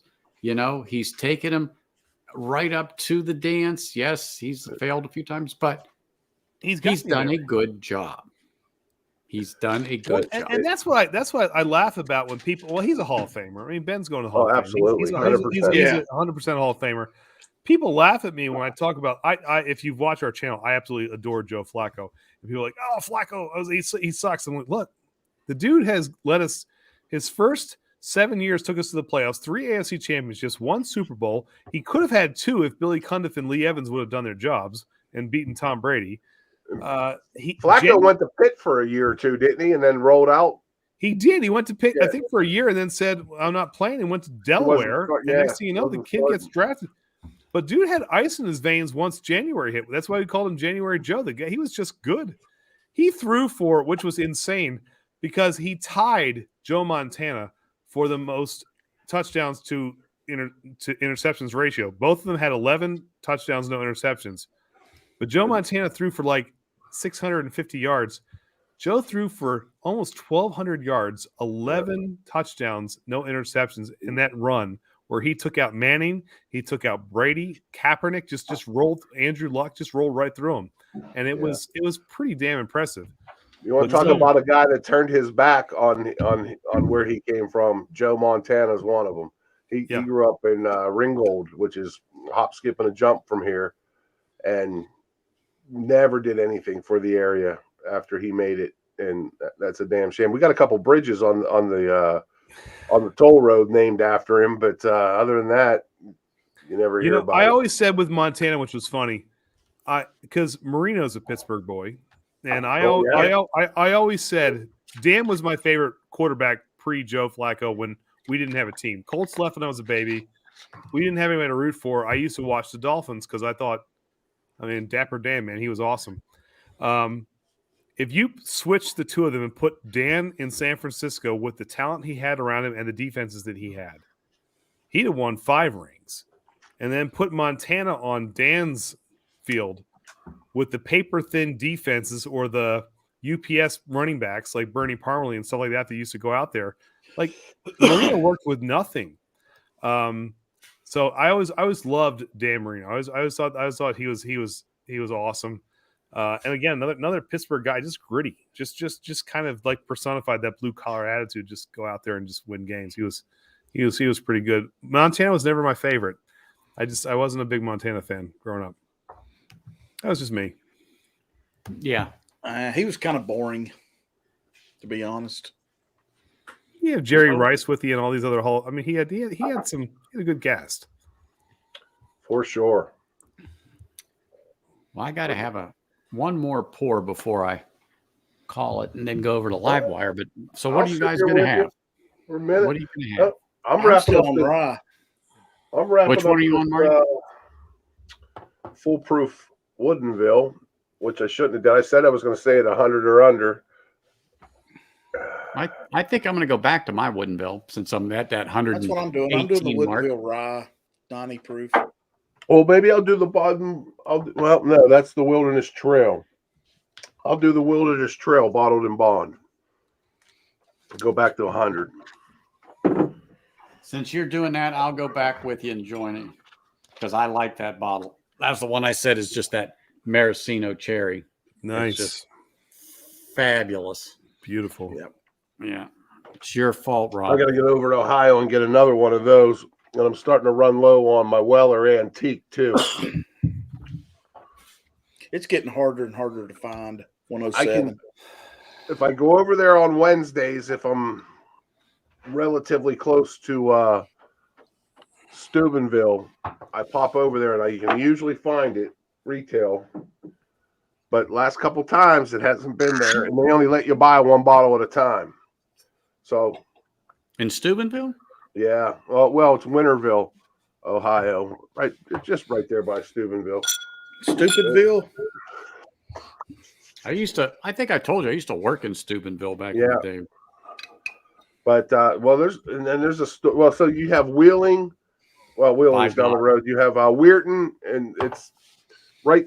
West Virginia, Pennsylvania, and Ohio are all bunched together right there, so you can hunt through there. There's a store. There's a store in Weirton, but man, they're super overpriced. What did I see in there the other day? Like they have they still have Calumet sitting on the shelf. They want $150-$60 for it. I passed on they had the C921 in there. It was $90. There it is. Yeah. And I'll tell you, I have the 14 and the 15 in that.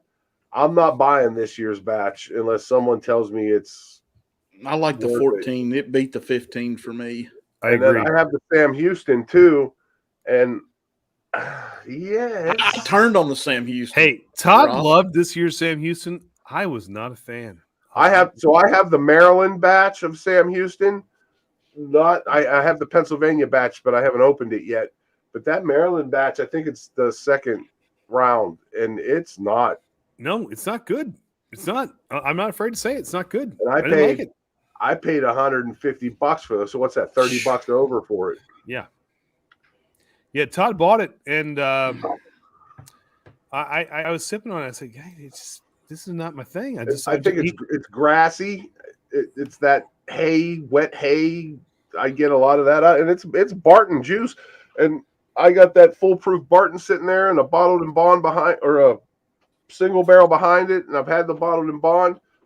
I'll take that Barton juice any day over that. I agree. Stuff. I agree. Any day. I agree. Yep, they missed it. If you can find it, it's easier to find. It's easier to find than Sam Houston. Yeah. Well, I'm still looking for the sweet wheat, and I'm looking. I want that bottled and bond back too, but I can't find it, and I haven't been able to hunt as much lately because I've been nailed to the floor with some trainees. But once I set them loose, I'm going to try to get back because there's a couple things I want, and quite frankly, I'll be happy if I find the sweet wheat. And I'm looking for the Four Roses barrel strengths too. I'd like to get at least one or two of those. And if I find that, I'll be happy. If I don't get any of the BTAC or the other allocated shit, I'll be happy. I'd like to find the Four Roses beer. Four Roses beer? Yeah, have you not seen that? No, what's that? The one with Oscar Blues? New Holland. Yes, I think it is New Holland. Yeah, Marty, I have a couple. I can send you one. Yeah, I like to try it. Yeah, I'll send you one. I'm pretty sure if I don't have one, I get New Belgium. Yeah, New Belgium. That's it. New Belgium. Yeah, Oak Spire. I can send you one. Yeah. Yeah. Have you had it? Have you tried it yet? I liked it. Todd did not. So the problem is Todd, when it comes to barrel aged beers, Todd wants a big stout. Okay. I'm okay with lighter beers being aged in bourbon barrels because I like what it does to the profile. Like, actually, I love sours that have been aged in bourbon barrels because the flavor is just phenomenal. But he wasn't a huge fan of it. I loved it. I thought it was really good. I will, one way or the other, I'll figure out a way to get you one. There's a local brewery that is just dynamite called Checker Spot. You may have heard me talk about them on the channel. Yeah. They did one of their they did a Bock that they aged in Four Roses barrels. Just silly good. So I brought a crowler of that, and I'm afraid to open it because it's going to be gone after that. I got to kill it quick, but it's really good. Hey, So, Andy, do you see? I need a Weller single barrel to fulfill my line of Weller. You get your ass in line there at all? I mean, I can look. It's the orange label. Let me dig around and see what I can come up with. And you find it. Well, you'll need two because Marty's here, but that's all right. That's my contact information. In fact, I'll put my email. I tell you what, Andy, you find it, Andy. You send it to me, and it might get to Rob. Yeah, that's how we'll do it. Send Rob my email, my personal email, and we can connect. Andy, I'm going to put my email in the private chat. Okay, yeah, and I'll do the same. Email me whenever. Are you still in Pittsburgh? Yep. All right. Well, I'll look you up next time we come up. If you ever want to grab a drink or something like that, sure. You know, it's funny, Andy. People think I'm kidding when I say, "Hey, next time you come over, I want to give you something for my mother." He could walk it over. Yeah. I'm right across the Monongahela River. That's right. I love it. I couldn't believe he even pronounced it right. And I was like, "Holy smokes, cool. He actually knows it." I love the fact that y'all grew up like that. That's just so cool. Oh, I think your story is great. Yeah, it's funny because Todd and I, let's see, this year will be.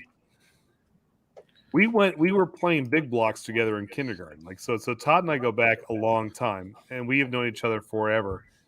So it's really cool when you find grade school pals that all of a sudden become adult friends. I think that's fantastic. Rob, I'm throwing my personal email in the chat for you too, brother.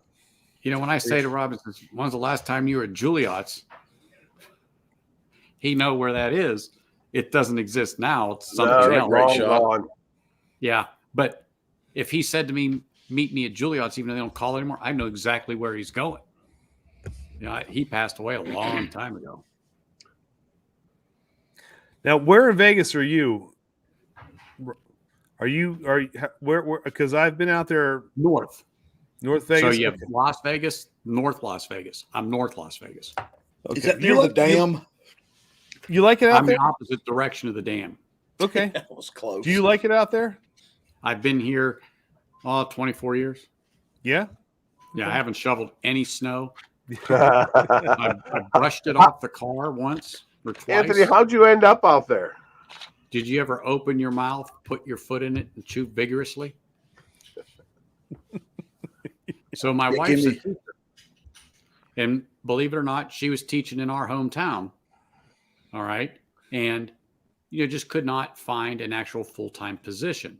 So they were interviewing in Pittsburgh for teaching positions here because they still need, hundreds of teachers a year here, hundreds.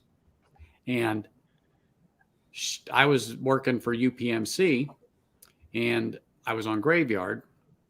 So long short of it is she was at something and I was with her at some type of a shower and she told me she applied, they liked her and they're going to put her application at the top of the pile and everything. And I said, "Oh yeah, that's great." And she says, "Well, what if they offer me a job or something like that?" And I never even hesitated. And I said, "We'll move." So a few weeks later, she comes home after work. I'm sleeping and she tells me that they offered her a job in Vegas. And I'm like, "What?" She says, "Yeah." And so Memorial Day of 1998, we flew out here just to take a look, drove 600-700 miles all through Vegas here and there to find a place to live, talked about it on the flight home. And she's like, "Well," I said, "All right, we'll move." So June of 98, we were married. In August of 98, here we were. That's awesome. And I've been here since. We built our house in 01 and been sitting in this house for 20 years. That's awesome. So, I'm not going anywhere. I'm not. Once you've been out here, you go, why didn't a family ever move? What are you shoveling snow for? I mean, I spent a lot of time up on Erie and where my father lived and shoveled my share of snow. And it's cold. That's cold. I'm done with it. It was 31 when I got up this morning, but it went up into the 50s and sunshiny bright. I mean, you just wear a little pullover and. Was it really 31 in Vegas today? Oh yeah, we're getting a cold spell. It's heading down or an over. Because I have gotten off a plane in Vegas in the winter and it's still toasty. It's still nice and warm. It can be. It can be in the 50s, the low 50s, but generally our coldest month is February, just as the days are the shortest and they're starting to go back the other way, and then we go back up. But no, I've actually had one pipe freeze and break. Oh wow! Really? And it was interesting on the irrigation system. Yeah, and I never would have thought in a million years it would have done that because it was a brass valve. But yeah, and she actually had to go out there and turn it off, and I got the call telling me about the geyser and blah blah blah blah blah. So when that broke, I said, "Well, I'm not fixing that again. These are desert plants. If they can't get their water from wherever plants get it in the desert, they deserve to die." Well, that was 15 years ago. And guess what? Still no water, and they're still there. So, but yeah, we like it out here. I like Vegas. I've been out there more than most trips out west. Vegas is where I've been there the most. In fact, the last time I was there was right before the pandemic hit. I went out for you 80s fans would appreciate this. I went out for Def Leppard, did a residency out there. So my brother and I flew out. He had a conference. The funniest thing was he was putting on this conference for his company. So he had to pick out a golf course because part of the conference, like one day the guys were all going to go out golfing. So I went out there with him. I said, "Well, dude, Def Leppard's playing. Let's go see the residency." So we went out, and our only job for 3 days was to golf and go watch Def Leppard play their show at the residency, and it was just a fabulous weekend. It was just absolutely wonderful. You guys all know that there's a place called T-Mobile Arena here, and we have a hockey team, right? Yep. So yeah. Well, I was Marc-Andre Fleury. So he killed us. Damn, Fleury is the reason the Jets didn't go to the Stanley Cup. For whatever reason, I'm a Winnipeg Jets fan. I have a Canadian fetish. I love the Montreal Expos, the Winnipeg Jets. Damn, Fleury kept us from going to the Stanley Cup Finals in 2018, but I digress. Sorry, Anthony. That's okay. So they forced me to be at work when the arena opened, and GNR opened the arena. Really? Yes. I had to be there, and I went kicking and screaming. But because I was there when it was dirt, and that used to be the parking lot for the hotel I worked in, and they took it over to build the arena and the park that's in front of it. Got Marty. So, yeah, I've got pictures of me standing what is now Park Theater, but it's still in a construction part with the arena behind me and the fireworks and stuff going on. It's a great arena. It is. And I knew we were getting a hockey team because when I was in there, I have a picture of me up top, and in the background, they're putting in the ice rink and how they, That's awesome. So I have it. So I knew, I said, they're not investing this type of money if they're not lobbying, pushing, or already know hockey's coming. It was, I guess, about a year and a half ago that we went out for the Vegas for Def Leppard's residency. A couple of years prior to that, my wife is a huge Backstreet Boys fan. So I said, all right. So I said, all right, honey, here's what we're going to do. We haven't taken a vacation since the kids have been born. We're going to fly to Winnipeg. We're going to do a fire and ice tour. We're going to go to Winnipeg. We're going to watch a game at the MTS Center.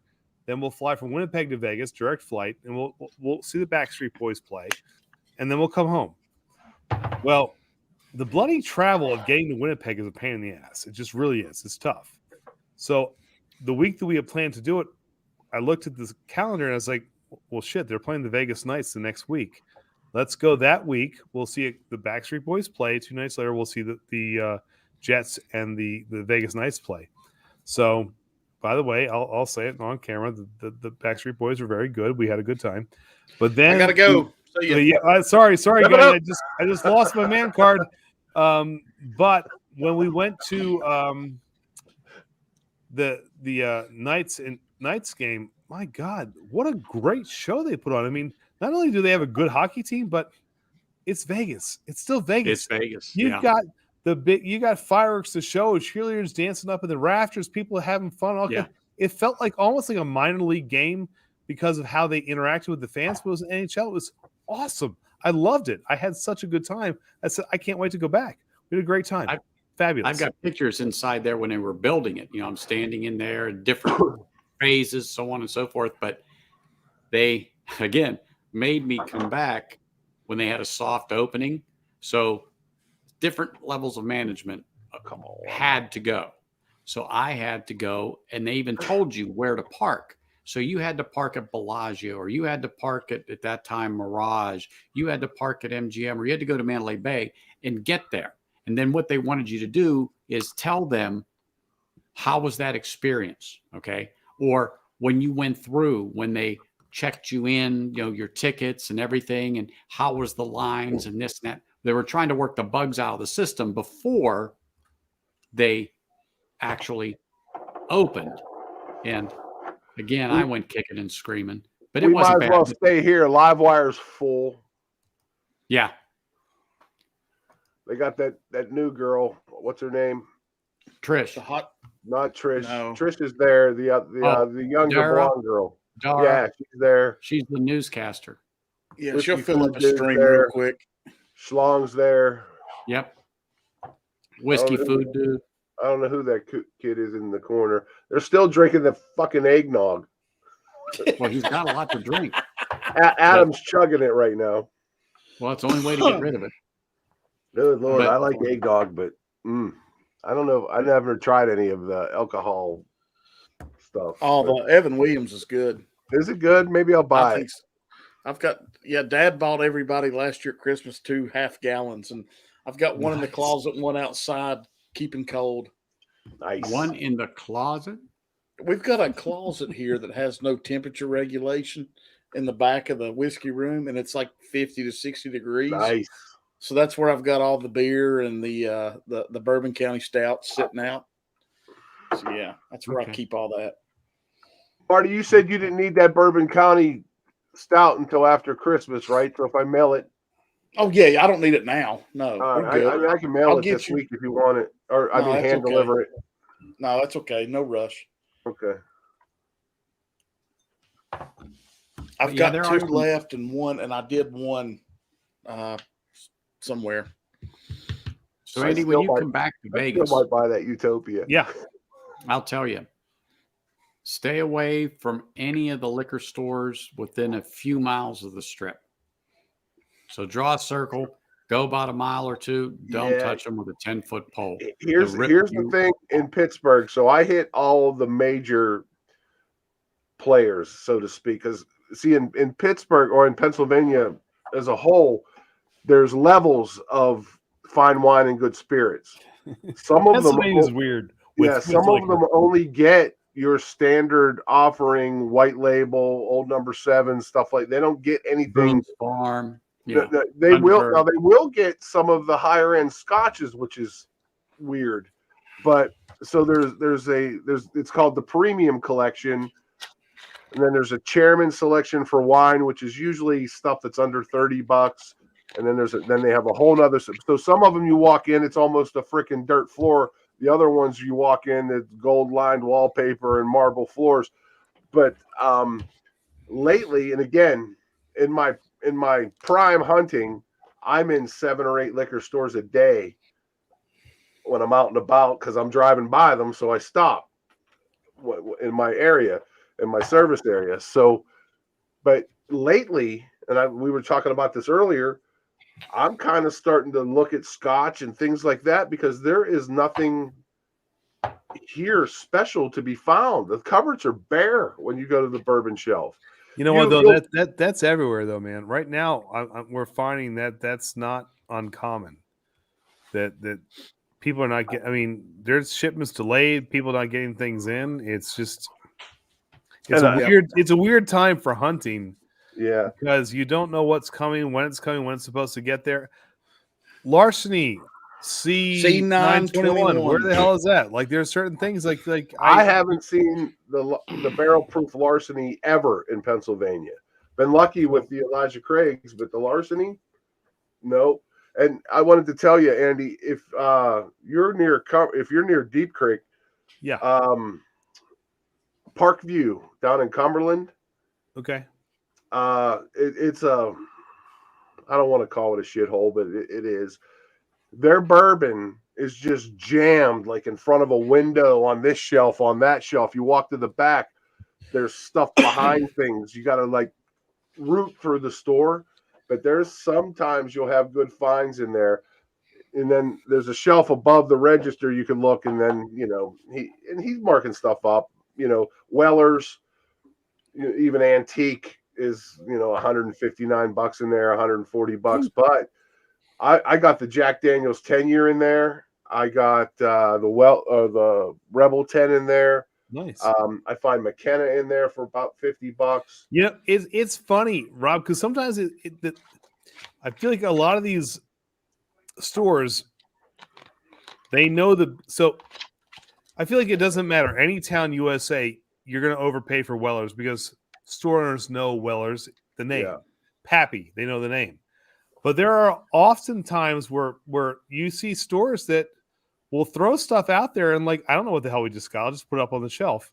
Now, he knows because he's actually getting I'm on his list, but I'm low down on it. Well, he's getting BTAC and some other stuff, and said he'd keep me in mind. But he has people that walk into that store and spend $3,000 or $4,000, $5,000, $6,000 in a pop. I might spend a couple $100 if I'm there if I see something I want. But he sold me a CYPB and that foolproof for $120 a piece, and he had $159 on them. And I bought another $100 worth of stuff. And I was willing to pay it because I don't have it. I wouldn't pay that again, but I wanted to get it on my shelf. But and again, when he gets the Pappies and the BTAC stuff, it's $400 or $500 a bottle when he gets it. But again, I guess you got to keep the lights on, and that's better than $2,000 or $3,000. Yeah, you never know where you're going to find stuff. I mean, that's the beauty of every now and then you go into. Todd went down to literally. It's close to the Virginia border in Maryland, one of the tougher areas of Maryland, and found this random liquor store where the guy refuses to put anything out over MSRP. He's like, it's just not what he will do. But because of his area, sure, I'll go to the hood. Don't go because it's just not the place to go. He bought a barrel of Stellum and it wasn't selling. So he cut the price in half. He had bottles of Stellum store picks for half price. Wow. And it still wasn't going. Todd went down and got a couple because he made friends with them. And when I actually get the time, I'm going to go down and talk to him because we've talked to him through email and stuff like that. You never know where you're going to find these places. That's the amazing thing is you never know where you're going to find them. Right. So, well, ask Anthony. He can confirm we're from the hood. So I don't mind going in and he can blend right in. In fact, there's one down the road. It's called Jolly Rogers that have so now so I can't find some of the stuff that I really want to get. So now I'm looking for Dusties or even bottles that are from 06 or 01 or 09. And so I'm looking for something. I found a Baker's the other day in the old bottle. I found a bottle of early times. It still says bourbon, not the bottled in bond. I found a bottle that still says bourbon on it. That's awesome. Which I think they stopped that in 2011 or somewhere around there, maybe not long after that anyway. So I looked in it, it was $13. So I'm looking for stuff like that, and I'm just gonna sit on it. That's great. Throw it in the bowl. Yep. And I'm not gonna drink it. And I think it might be 80 proof. It might be a little. I'll have to look you up next time we go to Pittsburgh, man. You can, absolutely, man. Yeah, that'd be great. We'll go out, grab a couple. You can let me know where the bourbon bars are in Pittsburgh, and I have never been to a bourbon bar here in Pittsburgh, but I met a guy on Whiskey Encore that's from Washington, and he tells me that there's a nice bourbon bar down there, and I think there's one in Morgantown as well, which is only 60 miles. Yeah. But we'll figure something out, man. You let me know when you're here. We'll meet up and definitely do something. That'd be awesome. Love that.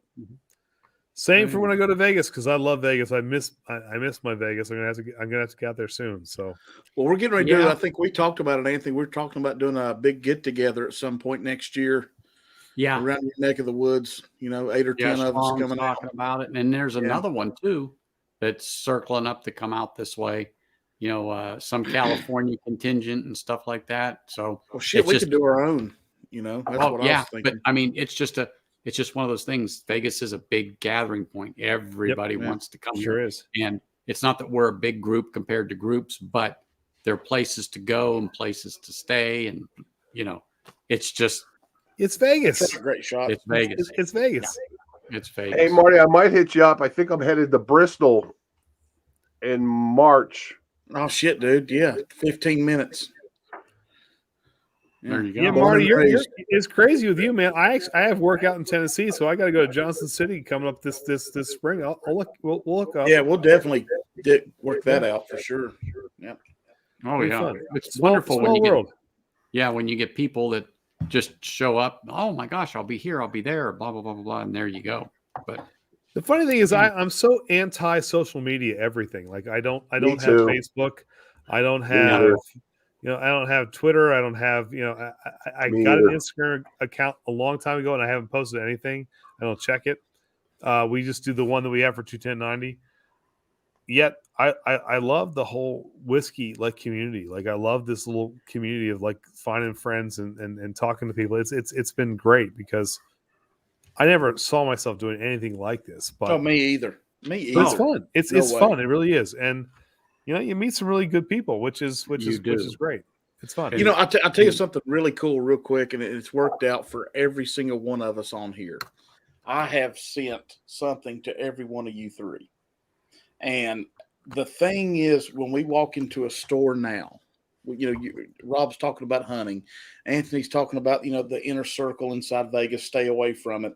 Adam's talking about, I can go here in Delaware and stuff.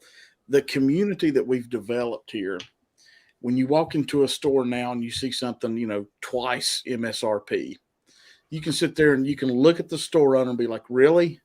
I'll get it somewhere else.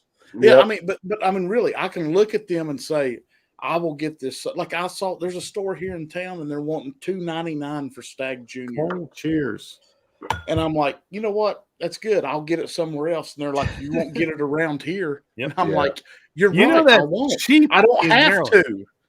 to. $2.99 is cheap in Maryland. That's what's silly about Maryland. It's ridiculous. Well, I've said it before. I'm so thankful for Marty and Anthony and some of the other folks on YouTube because I was spending way too much money every month on stuff. And again, you can kind of see what's sitting here. I'm not going to drink this in a lifetime.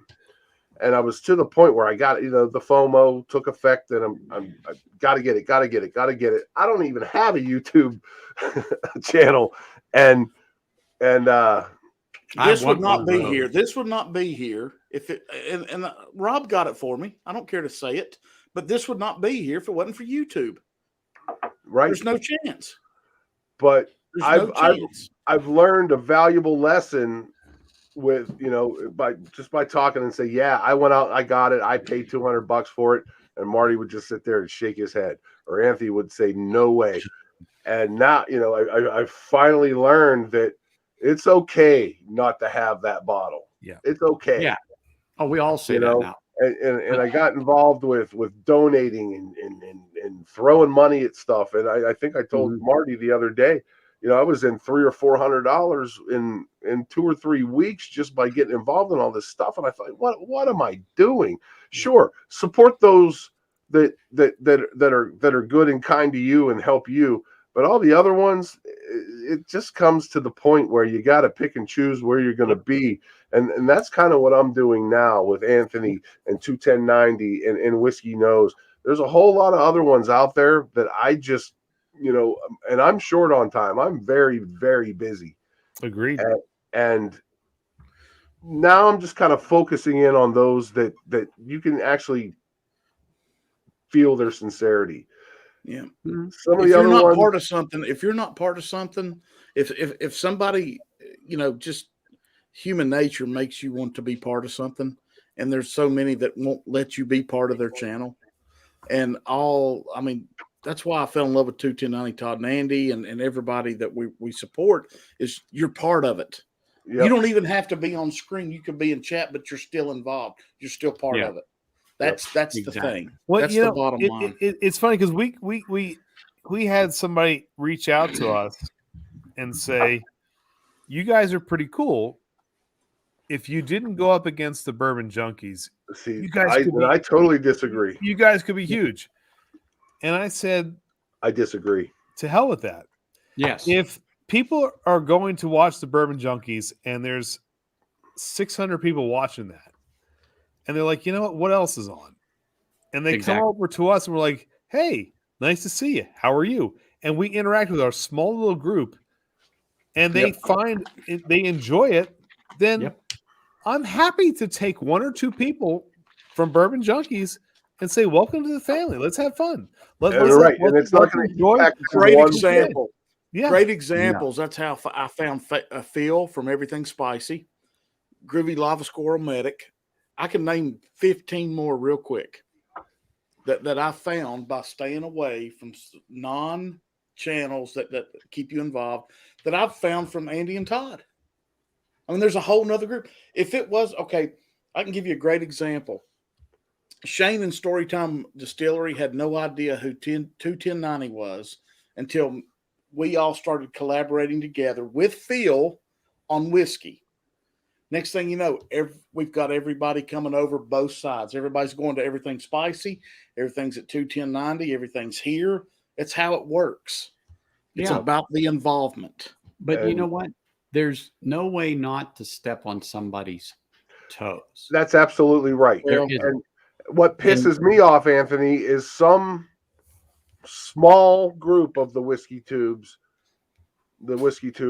will call you out for that. And I think that is bullshit.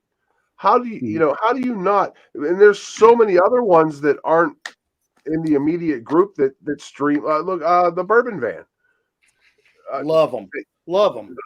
And they stream on top of other people and no one says shit. But let you or Marty do it and then some troll is talking shit about it. That is ridiculous. It is. And you know what I say is not, and I don't mean this with disrespect. Don't care about the junkies. Don't care about ADHD. Don't care about. If I have something to say or I've got free time and I want to stream the 20 people, 10 people, whatever it is that want to join me, have a drink, talk about whiskey, they're going to come. They're going to come regardless. And I'm on the West Coast. Right. So and what is the difference if you're dragging 15 or 20 people onto a stream that overlaps it's Bourbon Night, the Junkies or whoever? What is the difference? Because I told Marty a long time ago to go live at 9:00 on Tuesdays before I knew about 21090. This was many months ago. And because I thought it was a good spot. And again, how I got into whiskey was just the algorithm through. I used to be a Jack and a beer back guy at the American Legion. And I started catching these videos on YouTube. And it was the Junkies. It was Jason from Mash and Drum. And it was Whiskey Tribe. And it was Whiskey Tribe. And I started watching these videos, and little by little, I'm creeping into the liquor store, and I'm like, oh, I saw that one. I grab it, and I'm tasting it. And then I found an appreciation for it. And how I found Marty was I donated a bottle on Jason on Mash and Drum, and Marty happened to win. And that's how we connected. So, and then I found these other connections through. And again, we're only talking last November. Spring? Last November. I'm only into bourbon a little over a year.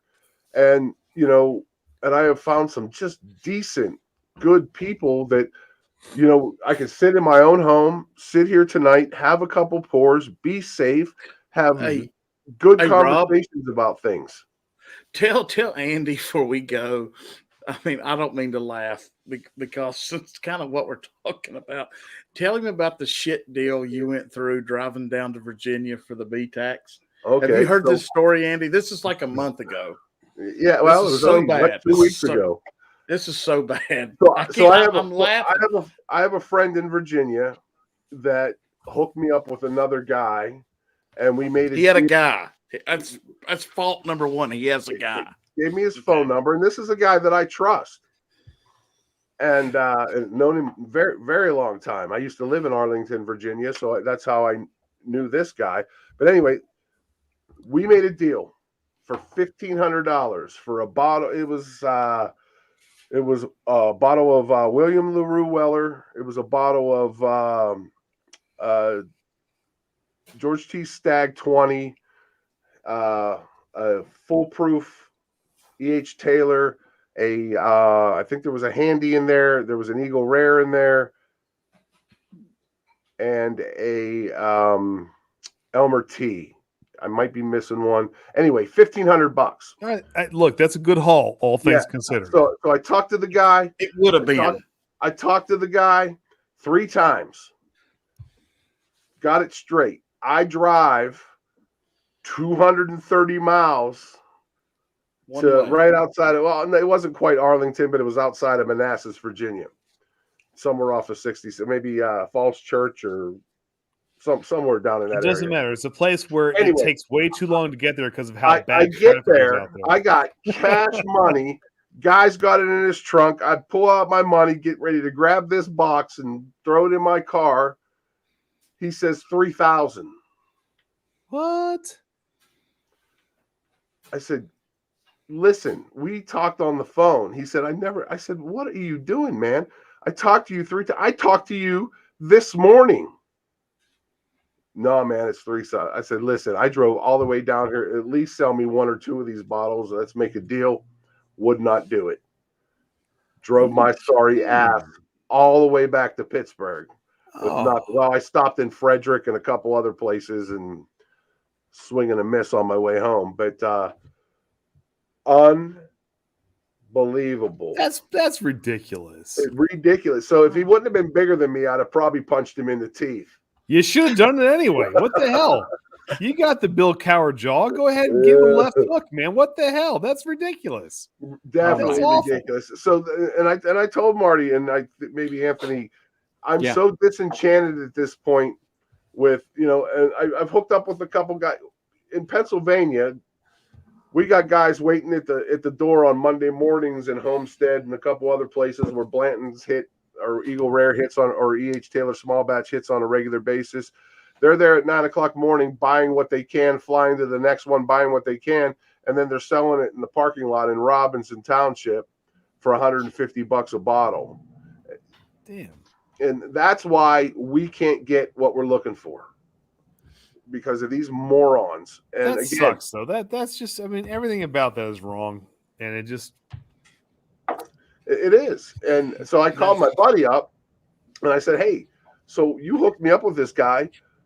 We had talked. I told you, and you told me, hey, that's a great deal. Maybe he might even go lower if you try to negotiate with him.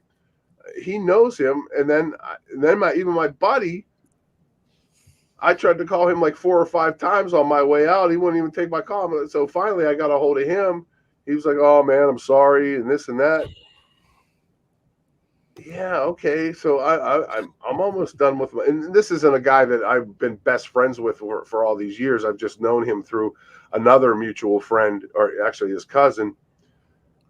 But again, I'm just to the point now where if I could find that 4 Roses or I could find that special Barton bottle, I'm good. If I don't get the other ones. Yeah, I'm with you. The other thing is, Rob, I don't know when I'm going to drink all of this anyway without either killing my liver or outliving like everybody else who's. So this is a true story. I had my stove broke one of the Fritz about 2 months ago. I've had the repairman come out 3 times to try and fix it, and I got handed a bill all 3 times. Sure. I didn't pay him in money. I gave him bottles of bourbon. Nice. Some of them, they were opened and said, he saw my collection. He's like, man, I could die here. I was like, you can take this shit home. And this can be like, I can't go through this. You want this? Here. We square? We're square. This guy, I've paid people. I paid my HVAC guy and my stove guy in bourbon. It's The crazy. last time I don't want moved, to the drink all last this time shit. I moved, I It's did become that. the new screw Bitcoin. I've got bourbon. I'm handing people bottles. It's like what the it's I crazy. got rid of fucking Crown Royal moving. I did. I had So- Crown Royal Black out the ass, and the guy goes, "Oh my God, Crown Royal Black." I said, "I'll give you 4 of them straight up." And he goes, "Okay, deal." There you go. Well, I need to stop opening bottles because I counted these the other day, and I don't remember how many total bottles I had, but like well over 2/3 of them are open. And I thought, well, I need to start finishing some of these before I open any more for sure. The Great Shot said he'll work for bourbon. I think he said that before. Well, I got a Kenmore back here in the back room that's got a bad bearing, Great Shot. I'm not sure where you are. Cutting into my bourbon budget. I got to go buy a new washer. That's bullshit. So, Andy, let me ask you this, Yeah. because I know you're busy on Tuesdays and it's hard to sometimes get you to talk about a couple other things. But like, are there any new beer releases getting ready to come out that we need, that we can be looking for, that y'all will be buying? Because the reason I ask you is because I was at Total Wine today where I got the goose stuff, you know, and I was like, well, I was like, I don't know what to buy. I said maybe I'll just wait until Andy and Todd do something. If you can get the barrel aged 1050 that just dropped from Oscar Blues, it's fantastic. We're going to be doing a 3-year vert of that when we can actually get together. Getting together is a tough thing with Oscar kids. Blues, what'd you say? 1050. It's called 10 FIDDY 1050. Like 50 Cent. Like 50 Cent. Yeah. Okay. I'm writing this stuff down. Great pour, by the way. That's going. The next thing coming out also is Lagunitas Willetized.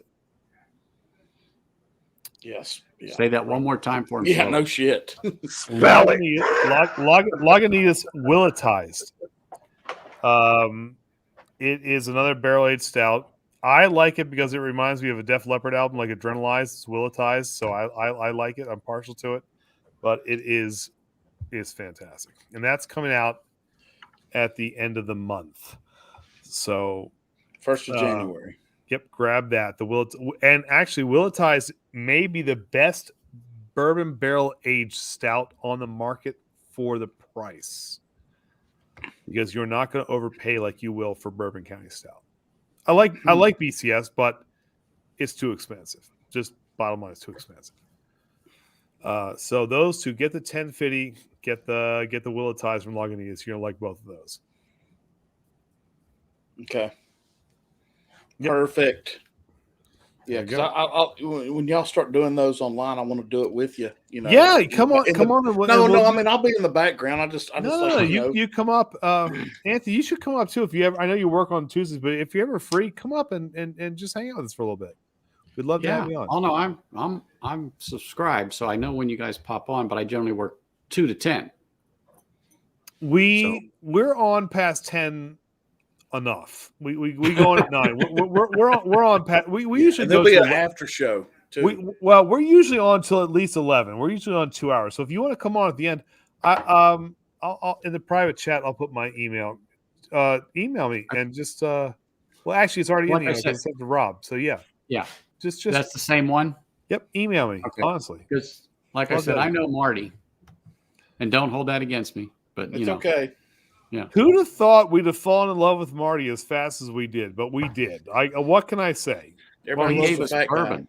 He's a sexy beast, bourbon, and that was it. He's just one of those guys you can't help but fall in love with. So there we go, Marty. You know, Austin, Texas, Rob. You're going to have a long haul. Hold on, Rob. We'll put that back up there. Oh hell yeah, man. Is that the one I sent Todd and Andy? I can't remember. No, I think you sent them the Christmas, if I'm not mistaken. Okay. I think that was the Obtainium. I'm not sure. So I haven't been back to this one. And I'll tell you, that Christmas has opened up for me. Took it a little bit. I wasn't a huge fan of it, but now that Imperial Stout's busting through it, again, it's not that everyday pour for sure. But I'll be honest. And at first, I didn't care for either one of them at all. And then I got down, like Anthony said, you got to get it down past the neck and you got to let it breathe. And I took it to the tailgate at Tennessee, and we were outside and we were pouring it. And the more we got into it, the more I'm like, this is pretty damn good. So I sent Todd and Andy, I guess it was, I can't remember if it was the KBBS barrel. I think they picked that as their winner, didn't they? That I did it with them, and I loved it. Do you have those, Anthony? No. No, I just sent him samples. He should have them midweek. Yeah, I'm interested in seeing Anthony do it online to see how it comes across his palate. Because this one doesn't have the nose like the Christmas. This is the Thanksgiving.